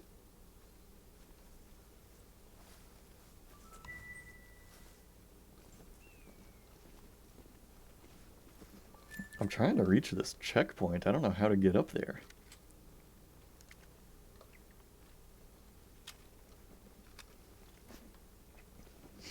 Yeah. It's why I was honestly, like, kind of pursuing them in this game. Was like, I wonder if they will, like, try to kill me. But apparently not. The voiceover mentioned boars being aggressive, and so I hoped that meant that, like, they would attack me out here in the wild. I really wanted to see if there's anything like boars or well, obviously there are boars, but I meant bears or wolves. See if there's any, like, danger in this game. Is there any fail state? Or do you just go around shooting animals, getting more and more points?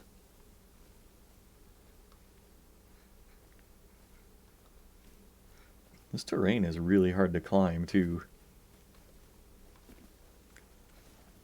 I'm trying to do the old, like, Oblivion and Skyrim trick of just, like, hop up against the cliffside until I can, get all the way to the top. Do the Bethesda jumping.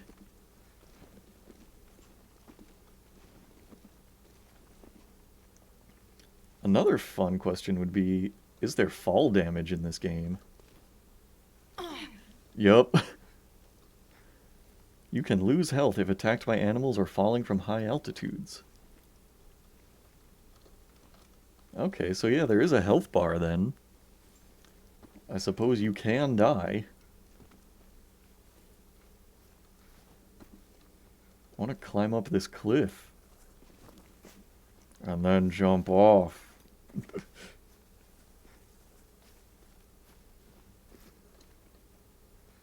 So that's gotta be an outpost there.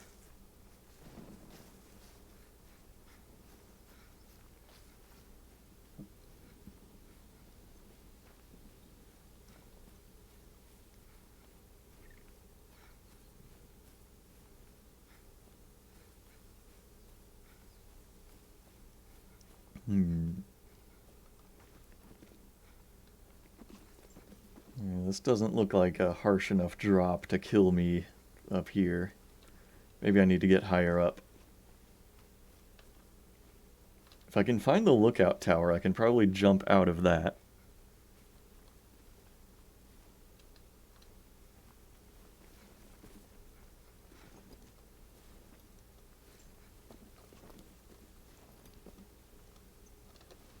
Boy, I'm really getting stuck on the rocks a lot.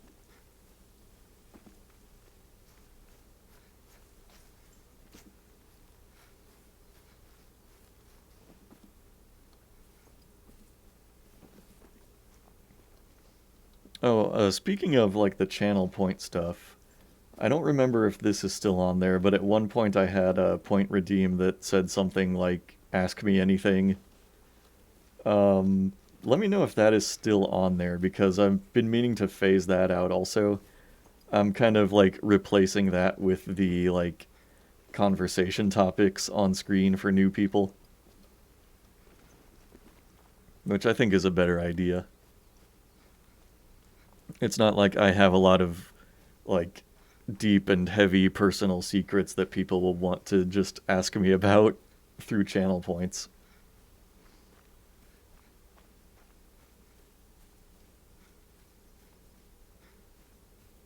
And I have made it to the lookout point. Oh yeah, I can definitely kill myself here. No question about it.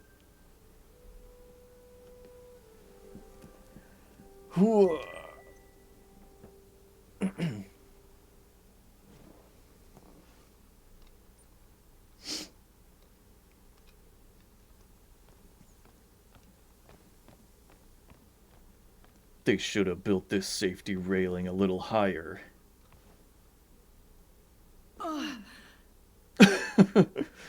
Truth was defeated by gravity.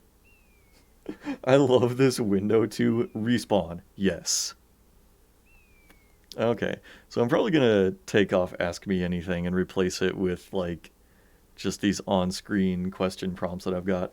I'm trying to, you know, come up with stuff that would relate to, like, stories from my personal life.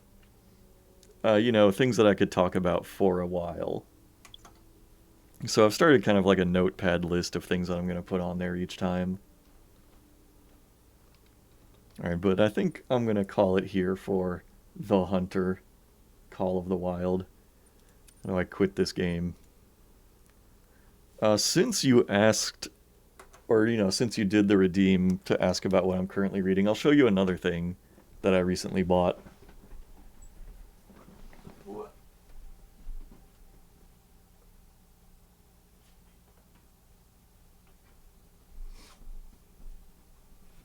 I don't know if you're going to be able to see this book, because the cover is bright green. Anyway, I'm done with the timer there. But I recently bought this book that's called You, Me, and Ulysses S. Grant. I guess it is visible. Anyway, the author of this book is Brad Neely, and if you're not familiar with him, he made, like, there was a show on Adult Swim called China, Illinois, and, like, he created that.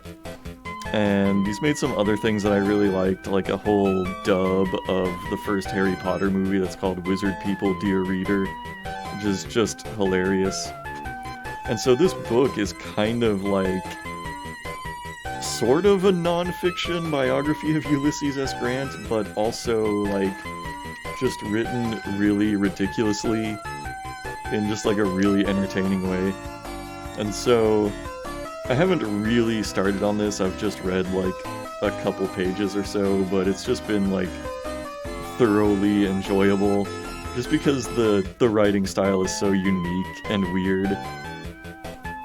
Like, it opens up with this prologue and it says, "How can we know a dead person? How can we know a living person? A lover? A rival? An enemy? Dear reader, we biographers know how. Have you ever risked your body for love? Have you ever ruined a body for power? Oh, you will. You will. Together we will. This is a biography after all." And just, like, the whole book has that kind of style to it, and I really love it. I'm probably going to, like, submit this to a book club that I'm in, and try to get, like, all of my reader friends to read it, because I think it would be a really entertaining group experience. Anyway, that is going to be about it now that I have finished The Hunter, Call of the Wild. It was, you know, about everything I expected, riddled with DLC, and, you know, maps and waypoints, and all of that good stuff. So yeah, anyway, that's Game Roulette if you've never seen one before.